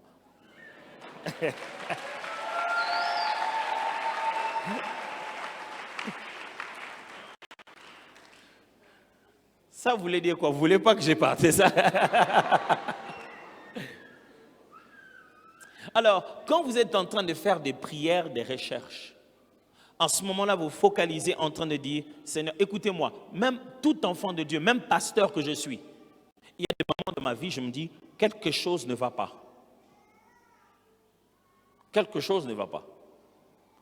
Quelque chose ne va pas dans mes finances. Il y a quelque chose qui ne va pas. Tu sens vraiment que quelque chose ne va pas. Tu ne sais pas quelle est la chose. Quand tu ne sais pas quelle est la chose, on ne demande pas, on cherche. Et quand je vous ai parlé de chercher, c'est des gens de prière intentionnelle. Je vais vous expliquer la différence entre veiller et jeûner. Quand je sais que ça ne va pas, je commence à faire les types de prières intentionnelles à la recherche de ce qui ne va pas. Tu ne peux pas te dire, je sens que quelque chose ne va pas. Financièrement, on dirait qu'il y a quelque chose qui ne va pas. Et qu'est-ce que tu fais? Tu manges tout bonnement, tu dors tout bonnement et tu te plains des gens. Hein, vraiment, ces derniers temps, c'est tout. Je sens déjà que nos finances ne marchent pas. Je vais un peu vérifier avec la bonne là. On dirait qu'elle fait que tout l'argent que je lui donne là, elle ne dépense pas ça bien. Non, si tu penses que quelque chose ne va pas, commence d'abord à monter spirituellement pour voir tout le monde spirituellement d'abord. Même si c'est la bonne, même si c'est qui que ce soit, je ne fais que dire, mais c'est spirituellement d'abord que tu auras un élan pour mieux gérer la chose. Quand tu sens que quelque chose ne va pas, dans tes études, ça ne va pas. Mais quand tu arrives toujours en dernière année, c'est à ce moment-là que tu sens. Moi, j'étais en train de faire mes études, je priais. J'ai commencé à faire mes premières études. Et Dieu me donnait chaque nuit, pendant un long moment, tout le temps que je rêvais, j'avais le même songe. Et c'était énervant. Les gens de songe, tu te réveilles le matin, tu es fâché d'avoir encore rêvé ça. Il y avait toujours, d'une manière ou d'une autre, le songe selon lequel j'étais toujours en 6e des humanités et j'étais rentré en classe, toujours en train d'étudier encore, pendant que je savais que j'ai déjà dépassé la 6e des humanités. J'étais dans la salle de classe en train d'étudier avec d'autres personnes. Ça m'énervait comme pas possible. Je sais qu'il y a plein de gens qui ont ce type de songe-là ici. Et maintenant, ils se disent, ça voulait dire quoi pour moi? Pour qu'ils se disent, ça voulait dire quoi pour eux? Ça peut ou ne pas dire exactement la même chose pour moi, pour vous, mais l'une des choses qui est commune à tous ces genres de songes, c'est que les seigneurs te demandent absolument d'entrer dans l'école d'un processus. Ils te demandent de vérifier ta préparation parce que tu te rapproches beaucoup de tes promesses. Et il sous-entend que tu n'es pas suffisamment prêt. Et ce type de songes ont toujours comme but de te dire, prépare-toi. Quelle que soit la chose pour laquelle il t'est demandé de te préparer le plus, il trouve que tu es en train de négliger une chose. Et par rapport à la promesse qu'il t'a donnée, tu risques d'arriver le jour qu'il faut sans être l'homme qu'il faut. Quand Dieu te dit ça, repense, pose-toi la question, quelque chose que je devais apprendre, quelque chose que je devais faire, une préparation que je devais faire, je dois le faire maintenant. Et moi, je ne saisissais pas. Je priais, Seigneur, c'était quoi? C'est quoi? Avant, je commençais à chasser même. Je dis non, ça, ce sont des esprits de blocage. Est-ce que je ne suis pas bloqué en 6e? J'étais perdu. Non. Et puis, j'ai compris parce que le sens du songe, c'est que la récurrence est toujours un signe que le songe n'a pas été bien interprété. Chaque fois que Dieu t'envoie un même songe plusieurs fois et qu'il revient chaque fois, c'est-à-dire que jusqu'à aujourd'hui, l'interprétation que tu donnes de ces songes n'est pas bonne. Tu ne l'as pas encore bien interprété. Et ça faisait que revenir. Et puis, j'ai compris que chaque fois que je me réveillais, il y avait quelque chose qui était lié à mes études, que je ressentais dans mon esprit. OK. Première fois, je devais aller m'inscrire pour faire ma licence en Business Administration. Je suis allé, j'ai payé même le Minerval pour m'obliger à le faire. J'ai payé. Dès que j'ai payé et que je me suis dit, je vais le faire, le songe a disparu. Le songe a disparu durant toute l'année académique que je n'ai pas fait finalement parce que j'étais trop occupé. Dès que l'année académique, on m'a dit que c'est fini, le songe a repris. 2 fois, je fais ça 2 fois. J'ai raté une première inscription à Londres, j'ai raté une deuxième inscription aux États-Unis. J'en avais marre de rêver exactement la même. J'ai compris que Dieu était en train de me dire, tu es dans la saison, tu dois te préparer, tu dois absolument te mettre à étudier maintenant. J'ai dit, OK, Dieu, je vais le faire. J'ai repris. Je commençais à étudier. J'ai commencé à étudier. Le jour où je devais faire mon premier master, j'ai étudié et j'ai commencé à être tellement occupé. J'ai commencé à sentir dans ma tête une lourdeur. On dirait que chaque fois que tu étudies, tu te sens lourd. Je peux bien faire entrer.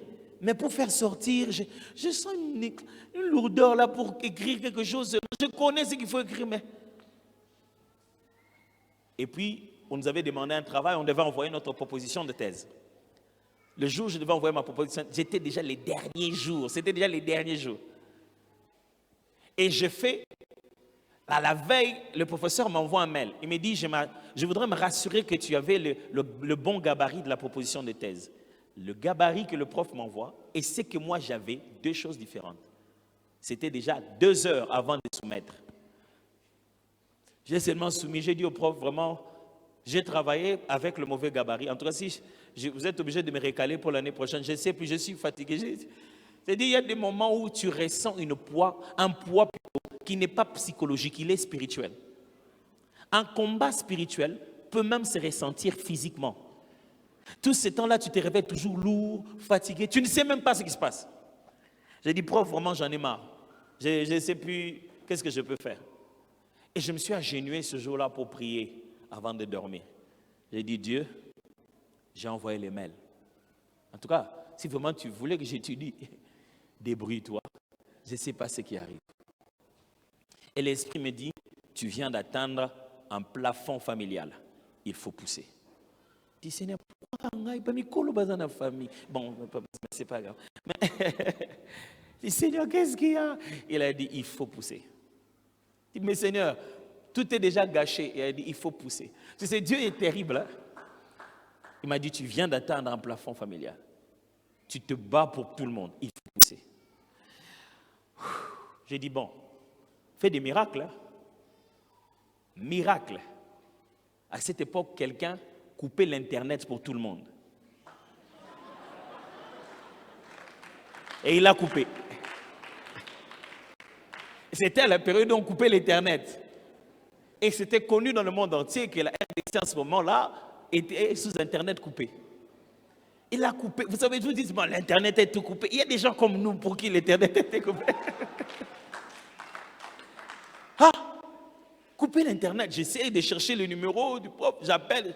Il m'a dit non, l'université a déjà décidé que pour tous les étudiants de la RDC, jusqu'à ce que l'Internet soit repris, on va vous donner plus de 2 semaines encore pour que vous puissiez avoir des... Hé, Seigneur, vraiment!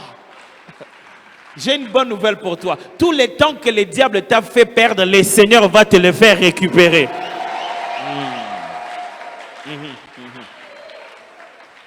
Ces jours-là, j'ai pris conscience que je n'étudiais pas que pour moi.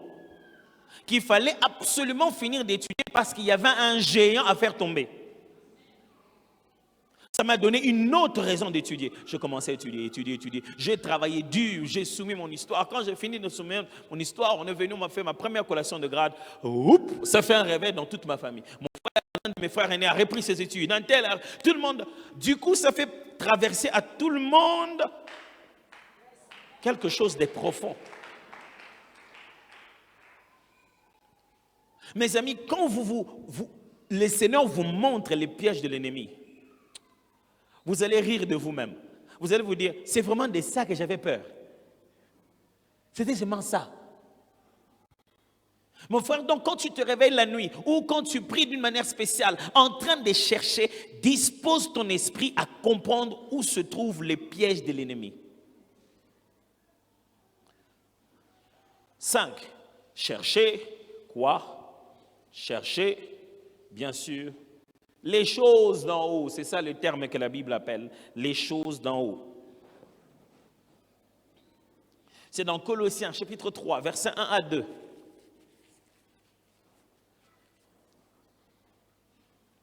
Si donc vous êtes ressuscités avec Christ, cherchez les choses d'en haut, où Christ est assis à la droite de Dieu. Affectionnez-vous aux choses d'en haut et non à celles qui sont sur la terre. L'expression choses d'en haut ici, c'est le fait que Paul est en train d'expliquer aux Colossiens qu'il n'y a pas que ça, il n'y a pas que ce que l'on voit. Il existe d'autres richesses qui nous attendent lorsque nous serons au ciel. Mais il existe aussi d'autres richesses qui sont spirituelles et immatérielles. Cherchez ces choses-là d'abord. Mon frère, quand vous entrez dans la prière, veillez, nuit, priez, posez des exercices spirituels. Ne cherchez pas seulement qu'est-ce que Dieu a dit, quelle est la volonté de Dieu. Cherchez aussi à grandir dans les choses de l'esprit. Passe ton temps de 4, 5, 6 jours de jeûne parce que seulement tu demandes à Dieu qu'il puisse briser ton caractère. Passe 4 jours, 10 jours dans la retraite, tu es allé 21 jours, tu t'es caché quelque part parce que tu dis, Dieu, j'en ai marre, je veux être comme toi, brise la colère qui est en moi. Passe une nuit de prière où tu ne dors pas, tu es en train de prier, juste en train de dire, Seigneur, aide-moi à comprendre comment tu me parles. Les véritables richesses sur la terre, mes frères, sont immatérielles. Est-ce que vous cherchez les choses d'en haut? Les chrétiens d'aujourd'hui ne jeûnent que pour ce qu'ils vont obtenir physiquement, non pas pour ce qu'ils vont devenir spirituellement. Je vais répéter ça.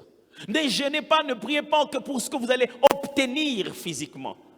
Donnez-vous du temps à chercher Dieu pour ce que vous devez devenir spirituellement. Parce que c'est dans le caractère que siège la longévité d'une bénédiction. C'est ce que tu deviens qui assure que tu as la sagesse nécessaire pour gérer ce que Dieu te donne. Les choses d'en haut, les gens ne s'en occupent plus. Est-ce que tu as déjà jeûné pour apprendre à adorer Dieu en profondeur? T'es-tu déjà donné la faim pour exprimer à Dieu que tu l'aimes? Même Dieu sait, il dit, il n'a pas encore mangé. Ah, c'est qu'il fait quoi? Tu veux quoi? Même Dieu lui-même, il sait. Ça fait combien? Il n'a pas encore mangé. 12 heures. Qu'est-ce qu'il y a? Il jeûne. Tu veux quoi encore? Tu veux combien? C'est difficile de venir et de dire à Dieu, non, je jeûne pour rien. Tu es monté spirituellement rapidement comme ça. Qu'est-ce qu'il y a? Tu veux, c'est combien? C'est quoi le problème? Non, il n'y a pas de problème. C'est toi que je suis venu voir. Je t'aime, Seigneur, que je ne peux pas continuer à vivre comme ça. J'en ai marre d'être moi. Fais de moi à devenir toi. Les choses d'en haut, les choses dans lesquelles Christ est assis, les choses qui font la nature de Dieu, les choses qui sont la priorité de Dieu. Quelle est la dernière fois que tu n'as pas mangé pour que quelqu'un se répande? Non, tu n'en as pas le temps. Tu préfères commenter sur la vidéo. Bateau, penamba, soumouki. Ces gens, des pécheurs, des hypocrites. Quelle est la dernière fois où tu n'as pas mangé pour qu'un hypocrite donne sa vie à Jésus? Quelle est la dernière fois que tu es allé voir Dieu en urgence? Oh Seigneur, aujourd'hui, je ne mange pas. Mon grand frère, j'en ai marre, Seigneur, de le voir tourner en rond. Jésus, sauve-le. Jésus, sauve-le. Est-ce que les choses qui font pleurer le cœur de Dieu font aussi pleurer votre cœur? Est-ce que les choses d'en haut vous intéressent? Est-ce que votre prière n'est que basée que sur la recherche de votre intérêt personnel ou c'est basé sur le royaume? C'est ce qu'il faut chercher premièrement. Quand on dit la Bible dit chercher premièrement le royaume et la justice de Dieu, les gens pensent que devenez d'abord chrétien et les autres choses seront données par-dessus. Non, ça signifie chercher d'abord les choses qui font l'intérêt de Dieu et Dieu se rassurera de vos intérêts. Le royaume et la justice, ce n'est pas une chose que tu obtiens seulement comme ça. Non, il dit, vivez votre vie de sorte à vous rassurer que les règnes de Dieu fonctionnent comme ça sur la terre et que les choses marchent dans la droiture selon que Dieu l'a voulu. Que ça soit votre véritable motivation première et les restes vous seront donnés par-dessus.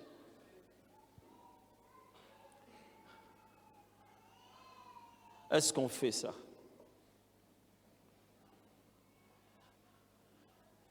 Est-ce que les intercesseurs se rencontrent pour prier?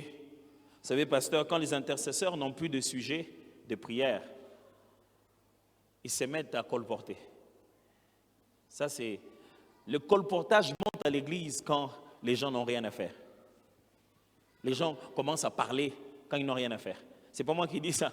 Il y a une belle phrase de Renard Bonke qui dit « Rends les chrétiens à l'église occupés et ils arrêteront de parler des uns des autres. » Quand les gens sont occupés pour le royaume à gagner les âmes, ils n'ont pas le temps de parler de toi.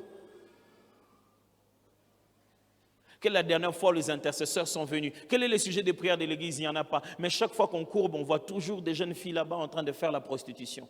Est-ce qu'on peut donner notre jeûne d'aujourd'hui à jeûner pour quelqu'un dont je ne connais même pas le nom? Ça, c'est quelque chose qui est un sérieux problème, surtout chez nous en Afrique. On a la grande joie de dire, ah, l'évangéliste, un tel était venu. Qui l'ont envoyé ici?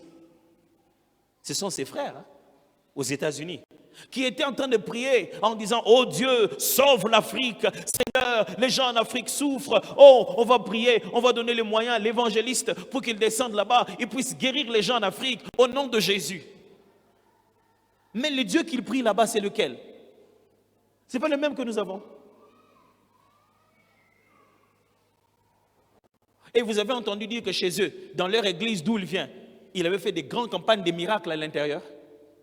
Il y a une onction de votre pasteur que vous ne verrez jamais dans cette église, jusqu'à ce que vous le mettiez sur un podium dans un public. Parce qu'ici, il est pasteur. Sur ce podium-là, il est évangéliste. Oh, là, maintenant, je vous choque. Hein? Pourquoi? Parce qu'il n'y a pas de cœur pour les perdus. Quelle est la dernière fois que les choses d'en haut ont été l'objet de votre recherche? Papa Alain avait l'habitude de me dire, lis la Bible comme quelqu'un qui a perdu quelque chose dedans. Effectivement, c'est comme ça qu'il lisait lui-même. Une fois, je devais aller le remplacer pour aller prêcher quelque part. Il m'appelle, attends, tu es où? J'ai dit, papa, je suis à l'INA. Il était déjà 15 heures. Il m'a dit, je devais prêcher à J33, mais je pense que je voudrais que toi, tu puisses prêcher là-bas. Il m'a dit, son chauffeur Roger est par là, il va venir te déposer. Ok. J'ai dit, mais papa, j'étais chez lui en train de prier, j'ai dit, je peux prendre ta Bible parce que je suis sorti avec rien. Il dit, ok, vas-y, prends la Bible. J'ai pris sa Bible. J'étais allé à l'INA avec un polo qui me ressemblait et des sandales qui me ressemblaient. Et c'est seulement plus tard que j'ai appris que les pantalons jeans que je portais, c'était des jeans de femmes. Je ne comprenais pas pourquoi c'était stretch. Heureusement que c'était à l'époque. Lélo. Ah!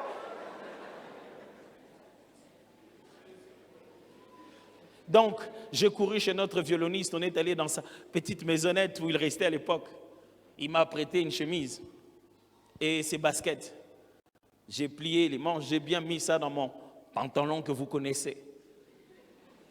Et j'ai pris la Bible. J'ai lisé la Bible, papa Alain. Ouh! Cette Bible était... J'ai jamais vu une Bible comme ça. C'est une Bible super désordonnée. C'est-à-dire, dans cette Bible, on trace, on écrit. Dans sa Bible, il parle avec les gens de la Bible. Il dit, Paul, pourquoi tu as dit ça? Donc, sa Bible, c'est une sorte de labyrinthe. J'ai dit, mais c'est quel genre de Bible? Tu vois qu'il est occupé avec sa Bible. Les pages sont déjà coupées, mais tu sens que cette Bible est utilisée. Mais toi, tu as 3 applications de Bible dans ton téléphone. Mais si je regarde les statistiques de ton téléphone, maintenant, si tu me le donnes, je vais regarder les statistiques. Ça me dira quelle est la chose que tu as regardé le plus. Tu n'as jamais su, hein? N'importe quel téléphone. Si je le prends, je vais voir tout ce que tu as utilisé pendant la journée d'aujourd'hui et sur laquelle des choses tu étais le plus et combien de minutes tu étais dessus. Je suis déjà presque sûr, tu étais plus longtemps sur WhatsApp. Oui, après Facebook et TikTok, après viendra peut-être par hasard, par la grâce de Dieu, quelque chose d'assez intéressant parce que le 3e normalement c'est YouTube. Il lisait la Bible, il passait des mois, j'ai appris ça de lui, il passait des mois de prière, il n'a rien à voir, il ne demande pas d'argent, il n'a rien à faire. Il veut juste connaître Dieu autrement. Une fois, il nous racontait l'histoire où, justement, quand il a écrit les chants qui font le processus du tabernacle, c'est-à-dire sanctuaire, parvis et tout ça. Il a dit pendant qu'il était en prière et la nuit, il était dehors. Nous, on n'arrivait pas à prier dehors chez lui parce qu'il avait un petit chien qui était très colérique. Donc, il était le seul à prier dehors, nous, on priait à l'intérieur. Alors, il a prié un jour, pendant qu'il priait, il est tombé en extase. Pendant de longues heures, il ne bougeait pas. Et le Seigneur l'a pris. Et il l'a amené dans un lieu où ils étaient en train de se promener. Il regardait les colonnes, il regardait les endroits. Il dit, mais je suis où ici? Il dit, je suis dans le parvis. Et il l'amène dans le Saint des Saints, il s'assoit et il commence à manger. Il a dit, j'ai mangé des choses qui n'existent pas sur la terre. Et on a mangé. Et il a dit, quand on a fini à table, l'ange qui m'avait accompagné me dit, rentre. J'ai dit, où? Là-bas. Pardon, jamais. Moi, je suis resté ici. Il a dit, il m'a souri. Il a dit, ton temps n'est pas encore arrivé. Tu dois rentrer. Il dit, non, Seigneur, non. Non, pardon, Seigneur, je vais rester ici. Quelle belle expérience, n'est-ce pas? Toute la vie n'est pas que voiture, bénédiction, argent. La vie, c'est aussi accéder dans les choses d'en haut. Il faut chercher les choses d'en haut. Le bonheur de voir, la première fois que moi je vis un ange, c'était à Lubumbashi. on était venu avec les Gaëls pour une prestation. Je me souviens, ça fait longtemps. La personne qui nous avait même invités pour cette prestation, à la veille de notre arrivée, toute sa maison s'est brûlée. Et on est allé, on nous a placés dans un endroit qu'on n'avait jamais pensé qu'on pouvait être. C'était un concert combat. Et je suis entré, je priais, j'ai dit Seigneur, qu'est-ce qu'il y a? Et puis je prie, quand je finis de prier, je m'endors un peu pour me reposer. Pendant que je m'endors pour me reposer, j'entends quelqu'un qui vient dans un couloir, là où il y avait notre chambre. Je pouvais l'entendre, comme si j'étais éveillé, comme si je dormais. Et puis ma porte était fermée, mais il ouvre. Il entre, je le vois, je le tourne, je le regarde. Je dis, vous n'êtes pas dans la bonne chambre. Votre chambre, la chambre que vous devez être, c'est là-bas. Il me regarde, il sourit, et puis il part. Et puis, je fais comme si je m'endors. Et puis je me réveille, je dis, non, non, non,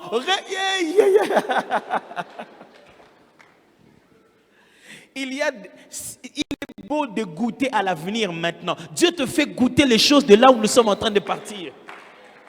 Cherchez les choses d'en haut, mes frères. Je me souviens la première fois où j'ai vu des miracles de Dieu se faire de mes mains. J'ai cherché, j'ai prié les seigneurs. Et c'est juste fantastique de voir ça. Je n'en revenais pas moi-même, je dis, oh, oh, mais Dieu peut le faire. C'est-à-dire qu'il y a des moments où quelque chose d'en haut se passe et tu dis, yes, ah, yes. Il faut que tu fasses des yes, pas seulement pour l'argent et le compte en banque. Il y a des choses d'en haut, mes frères. Le plaisir d'avoir collaboré avec le ciel. Il y a plus que voyager, aller par-ci, par-là. Il y a des choses en Dieu qui sont meilleures que le matériel. L'argent, les voitures, on va abandonner ça. On va laisser ça ici.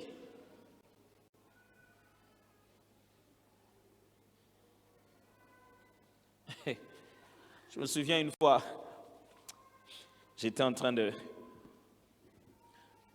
J'aime bien raconter cette histoire parce qu'elle est vraiment... Elle m'avait beaucoup fait rire. On était dans une session de prière et je priais avec quelqu'un. Et pendant qu'on priait, le Seigneur m'a donné une vision et je lui ai parlé. Je lui ai dit, écoute, le Seigneur me parle de quelqu'un comme ça, comme ça.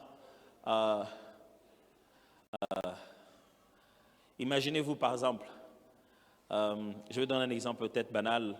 Disons que, quel est le diminutif? Comment les gens appellent, quand quelqu'un s'appelle Kabangu, on le diminue ça comment? Kaba? Maintenant, quand il est jeune, il enlève Kaba, il devient Kabins. Alors, ça c'est un exemple pour comprendre ce que je vais expliquer tout à l'heure. Et pendant qu'on priait, je parlais à la dame qui était là, je dis voilà ce que le Seigneur me montre. Il me montre c'est là, au sujet de c'est là. Et je lui ai cité le nom, pas Kabins, je lui ai cité le nom Kabangu, d'un membre de sa famille, d'un de ses oncles. Je parlais avec elle, je priais. Et puis je dis, tu vois de quoi je parle? Il dit, je n'ai pas d'oncle qui s'appelle Kabangu. J'ai dit, c'est pas grave. J'ai continué à parler, et j'ai fini de parler. J'ai dit, écoute, j'ai dit, mais Seigneur, on a continué la prière. Et puis j'ai tourné, j'ai dit, Seigneur, c'est toi qui m'as parlé. Comment il n'y a pas de Kabangu là-bas? Toi, tu ne vérifies pas les choses que tu viens dire. Et puis le Seigneur me dit, dis-lui de demander à sa mère, elle ne sait pas. Et puis je refinis, je dis, quand on va finir, quand tu rentres, appelle ta mère, parle avec elle. C'est fini. Vous savez, dans le prophétique, des fois, vous pouvez paraître pendant un instant un aventurier. Hein? Si vous êtes là à la recherche de votre gloire, vous allez commencer toujours à exposer les vies des gens inutilement pour qu'on voie que vous êtes danger. Donc pendant cette réunion-là, je suis un aventurier qui a raconté des choses qui n'existent pas. Parce que je ne parle pas de la conscience de l'homme. Je parle de l'omniscience de Dieu. Ce que Dieu sait, tu peux ne pas en être conscient de le savoir au moment où moi j'en parle. Elle est rentrée 2 jours, elle a même oublié. Le jour, elle passe chez elle en famille en parlant avec sa mère. Et justement, maman, je voulais savoir, est-ce que nous, on a vraiment un oncle qui s'appelle Kaban? On dit, mais l'oncle Kaban, c'est là que tu appelles. C'est comme ça qu'il s'appelle. Dieu connaît les vrais noms que moi, je ne connais pas. Ce n'est pas parce que toi, tu ne sais pas que ton oncle s'appelle Kabangu que Dieu ne va pas l'appeler Kabangu. Il dit, mais oui, c'est vrai, mais tout ce qu'il a dit là, c'est l'oncle Kabens. C'est vrai, en plus, elle était tellement choquée qu'elle a pris le téléphone et m'a appelé. Elle m'a dit, pasteur, tu sais quoi, c'était vrai tout ce que tu as dit. Moi, je dis, oui, j'avais dit ça parce que c'était vrai. Je me rappelle une autre fois, on était en train de prier avec notre sœur. On priait. Pendant qu'on priait, j'ai une vision. De là où elle a étudié, de ses profs à l'école, dans l'endroit où ils habitaient et tout, je lui dis, bon, ok, je vais te parler de quelque chose. Quand tu étudiais en telle classe, en telle année, en telle ville, c'était même pas Kinshasa, tu étais en telle ville, il y avait telle chose, Mais regardez comme c'est, là, on venait pas dire, mais ce que tu dis là, c'est vrai, même les genres d'arbres là que tu dis, c'est vraiment comme ça. Mes frères et sœurs, il y a plus que novelas, il y a un autre camp spirituel dans lequel tu peux voir les choses. Prends le plaisir de voir les choses d'en haut. Ne cherche pas seulement manger, boire, être bien. Il y a collaborer avec Dieu, coopérer avec le ciel, devenir un agent du royaume, un instrument entre les mains de Dieu pour pouvoir arracher les choses entre le royaume de l'ennemi et la mêler dans le royaume du Fils de son amour. Deviens un instrument de Dieu, même pour tes propres enfants. Même pour tes propres enfants. Ma fille sait comment. Si elle a un songe ou si elle a quelque chose de spirituel qu'elle ne comprend pas, elle sait qu'on va en parler. Elle va m'attendre, elle dit, papa, viens, je voulais te parler. Elle a commencé à m'expliquer. Papa, j'ai rêvé ceci, je lui explique. Voilà comment on comprend les choses de l'esprit. Ça veut dire que tu es ceci, c'est là. Ah, ok, prions ensemble, on prie. Je sais reconnaître qu'à ce moment-ci, mon enfant est en train de passer à telle réalité spirituelle. Je me mets à prier. Et je lui apprends à prier. Venez, on va prier ensemble.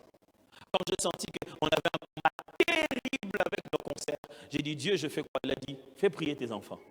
J'ai appelé mes enfants, j'ai dit, vous savez qu'on a quoi? Concert, on va prier. Tous les soirs, c'est eux qui étaient les intercesseurs. Les choses d'en haut, Yaya, les choses d'en haut.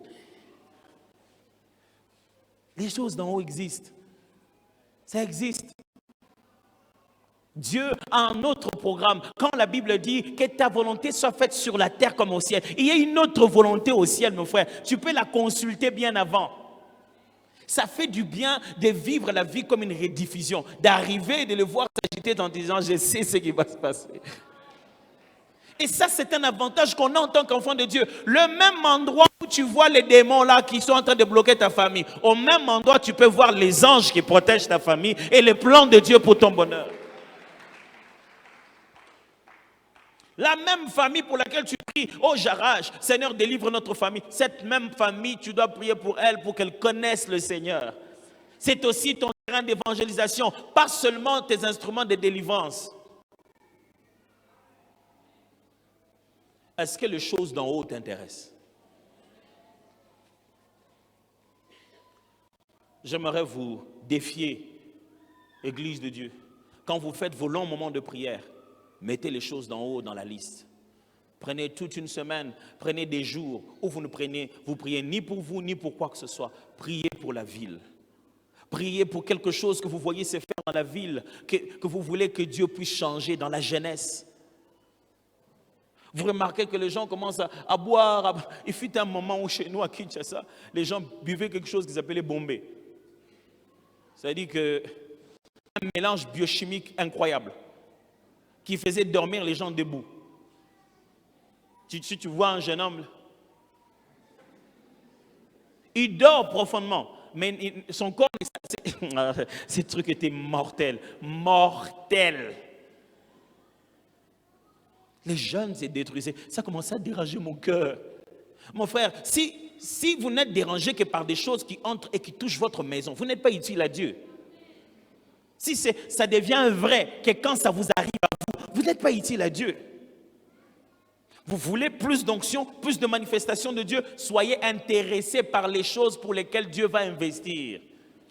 Dieu n'est pas là à investir juste pour que toi tu aies un véhicule. Il a des âmes à gagner, des vies à changer, des vies à transformer. Est-ce que les choses qui bouleversent les cœurs de Dieu pour cette ville sont vos intérêts aussi?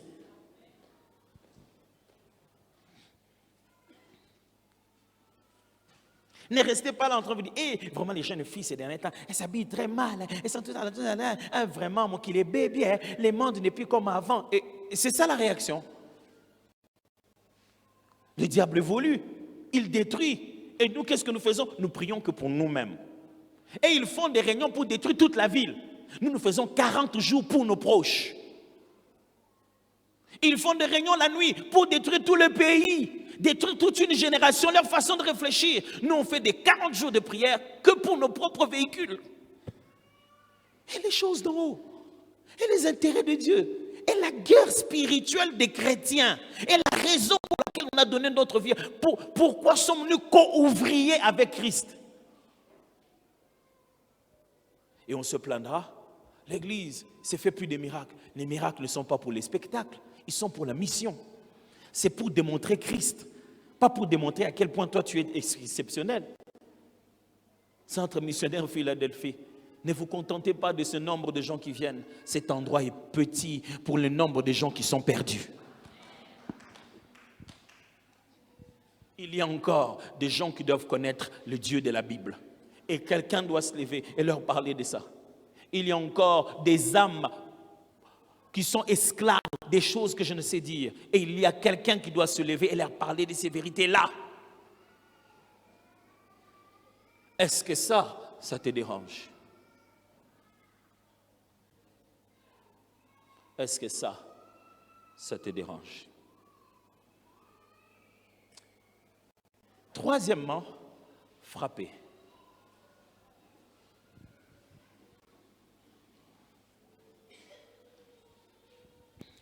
Relisons donc les textes dans Luc chapitre 11. Je vais vous les lire dans la version de Parole vivante. Le verset 9 de Luc 11 dit: Ainsi, moi je vous l'ai dit, demandez, continuez à demander et vous recevrez.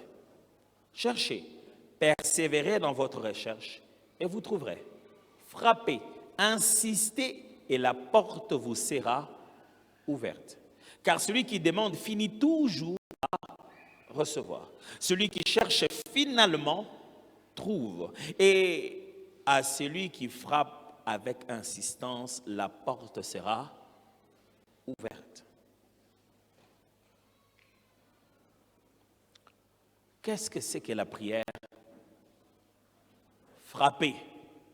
Souvenez-vous, tous ces trois verbes insistent sur le fait de prier seulement, en montant les degrés de responsabilité et de persévérance aux côtés de l'homme. La prière de frapper, frapper sous-entend d'abord localiser. Celui qui frappe sait où frapper. Tu connais déjà l'adresse. On ne frappe pas n'importe où. On va frapper à un lieu. On ne frappe pas comme battant l'air. La Bible dit frappez et la porte vous sera ouverte. Qui dit frapper sous-entend localiser. Vous pouvez avoir connu votre problème. Vous savez ce que c'est. Mais maintenant, il faut être capable de percer. Aujourd'hui, dans l'Église, très souvent, les gens se réjouissent de connaître leurs problèmes, mais ils ne savent pas comment le résoudre. Il y a quelque chose contre lequel je suis en train de prier tous ces derniers temps, pasteur, et j'essaie d'enseigner pour essayer un peu de mettre de l'équilibre dans la tête de frères et sœurs à l'Église, pour que les exagérations finissent. C'est cette théorie selon laquelle la plupart des parents des membres de l'Église sont sorciers, et ils les ont sacrifiés. Et la solution pour ça, c'est qu'ils puissent parler. Donc on dit, il faut que votre maman, votre papa dise quelque chose. Il doit parler, il doit vous libérer. Ça ne marche pas toujours comme ça, mes amis. Ça ne marche pas comme ça, nécessairement. Vous devez savoir que celui qui t'a livré au diable ne peut pas te récupérer au diable. Impossible. Oh, demandez à Judas. Il a même remboursé. Il dit, je vous rembourse. C'est parti, papa. Celui qui t'a livré au diable ne peut pas te récupérer au diable.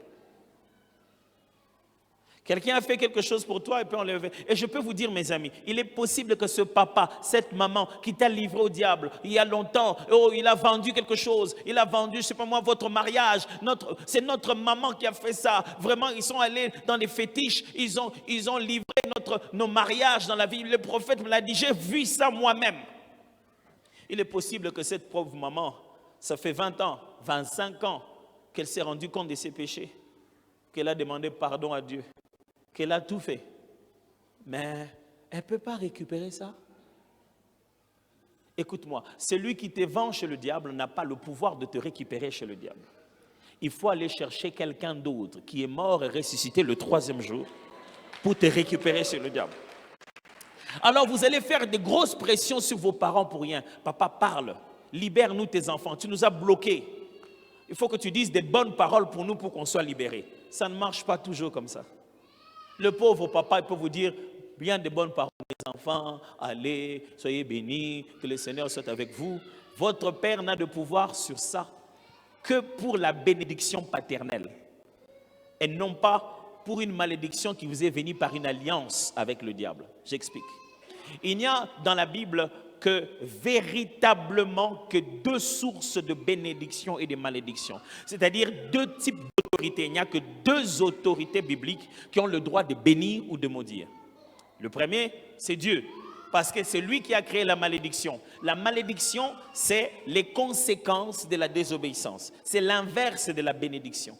Quand tu n'as pas obéi, ce qui arrive à l'encontre, qui est l'inverse de la bénédiction, c'est la malédiction. La première personne à maudire quelqu'un dans la Bible, c'est Dieu lui-même, qui maudit Caïn, qui maudit le serpent. Le diable ne connaissait pas la malédiction encore.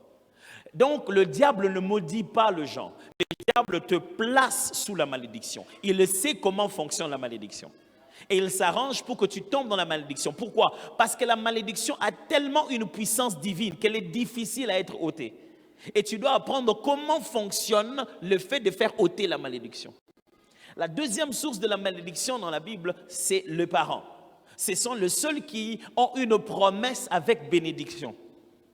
Honore ton père et ta mère, afin de multiplier toujours sur la terre, c'est la promesse, la loi avec bénédiction. C'est-à-dire que ton père et ta mère, pas seulement qu'il a prononcé bénédiction, malédiction, mais la joie de son cœur ou la douleur de son cœur peut devenir pour toi bénédiction ou malédiction. C'est pourquoi dans la Bible, ceux qui bénissaient, ce n'étaient ni les sacrificateurs avant le sacerdoce. À l'époque patriarcale, à l'époque de patriarche, c'était les parents qui bénissaient. C'est Jacob qui a béni ses enfants. C'est Isaac qui a béni ses enfants. C'est Abraham qui a béni ses enfants. Les parents ont reçu de Dieu le pouvoir de dire quelque chose dans ta vie qui va se faire. Alors la bénédiction, la malédiction sont comme des sceaux que les esprits suivent. C'est comme des lumières. Ici, je vois à Lubumbashi, en a aussi. Vous avez des lumières, il y a des insectes qui les suivent comme ça et qui tombent autour. Quand quelqu'un a la malédiction, les mauvais insectes le reconnaissent et le suivent, même quand il ne le veut pas. Quand quelqu'un a la bénédiction, il a un sceau. Les bonnes choses le suivent, comme la Bible dit, et le bonheur et la grâce m'accompagneront tous les jours. Et comme Caïn le dit si bien, tu as maudit Caïn. Il dit, Caïn sera vengé 7 fois. Alors, écoutez-moi bien. Le diable n'est pas source de malédiction. Le diable n'a pas le pouvoir de te maudire. Le diable a la capacité de te conduire sous la malédiction de Dieu, de t'amener dans les choses qui te détachent de Dieu et qui brisent les principes divins qui te mettent sous la malédiction. C'est pour cette raison que quand tu vas ou faire une alliance avec le diable, tout ce qu'il va te demander de faire sont des péchés et des péchés atroces. Il va te demander de coucher avec les morts. Il va te demander de te réveiller. Et il va te demander que des genres de péchés, d'impureté qui vont de plus en plus te faire détacher de Dieu. Vous savez, à l'époque, dans notre pays, il y avait des groupes musicaux séculiers. Ils avaient une habitude. C'est devenu l'habitude des politiciens, malheureusement, maintenant. Ils avaient une habitude. Quand tu quittes le groupe pour entrer dans l'autre groupe concurrent, les preuves qu'on t'a données, passe à la télé, insulte le groupe d'avant. Vous savez ça, non? Passer à la télé, alors, rien, il a insulté l'ancien groupe. Alors, chaque fois que tu viens voir le diable, on s'est rassuré qu'on ne te récupérera pas. Il va te faire faire les choses qui insultent l'Éternel. Il s'arrangera que tu commences d'abord par pécher contre ton propre corps. Parce que tout autre péché qu'un homme puisse commettre est extérieur à son corps. Celui qui commet l'impudicité pêche contre son propre corps. Il te permet de prendre la culpabilité que toi-même tu es devenu comme un péché. Il va se rassurer que tu brises toutes les lois de l'Éternel, que tu tues ton frère. Il va te faire passer par péché sur tous les 10 commandements. En fait, c'est toi qui t'attires la bénédiction. Vous êtes en train de suivre comment ça fonctionne. Le diable ne peut pas s'élever comme ça sans cause et te dire « je te maudis ». Impossible. Parce qu'on ne peut bénir ou maudire qu'au nom de celui qui est supérieur à soi, avec qui on a l'alliance, ou par son propre nom. L'Éternel bénit par lui-même. Nous bénissons au nom de l'Éternel. Le diable n'a rien, personne derrière lui, ni pour produire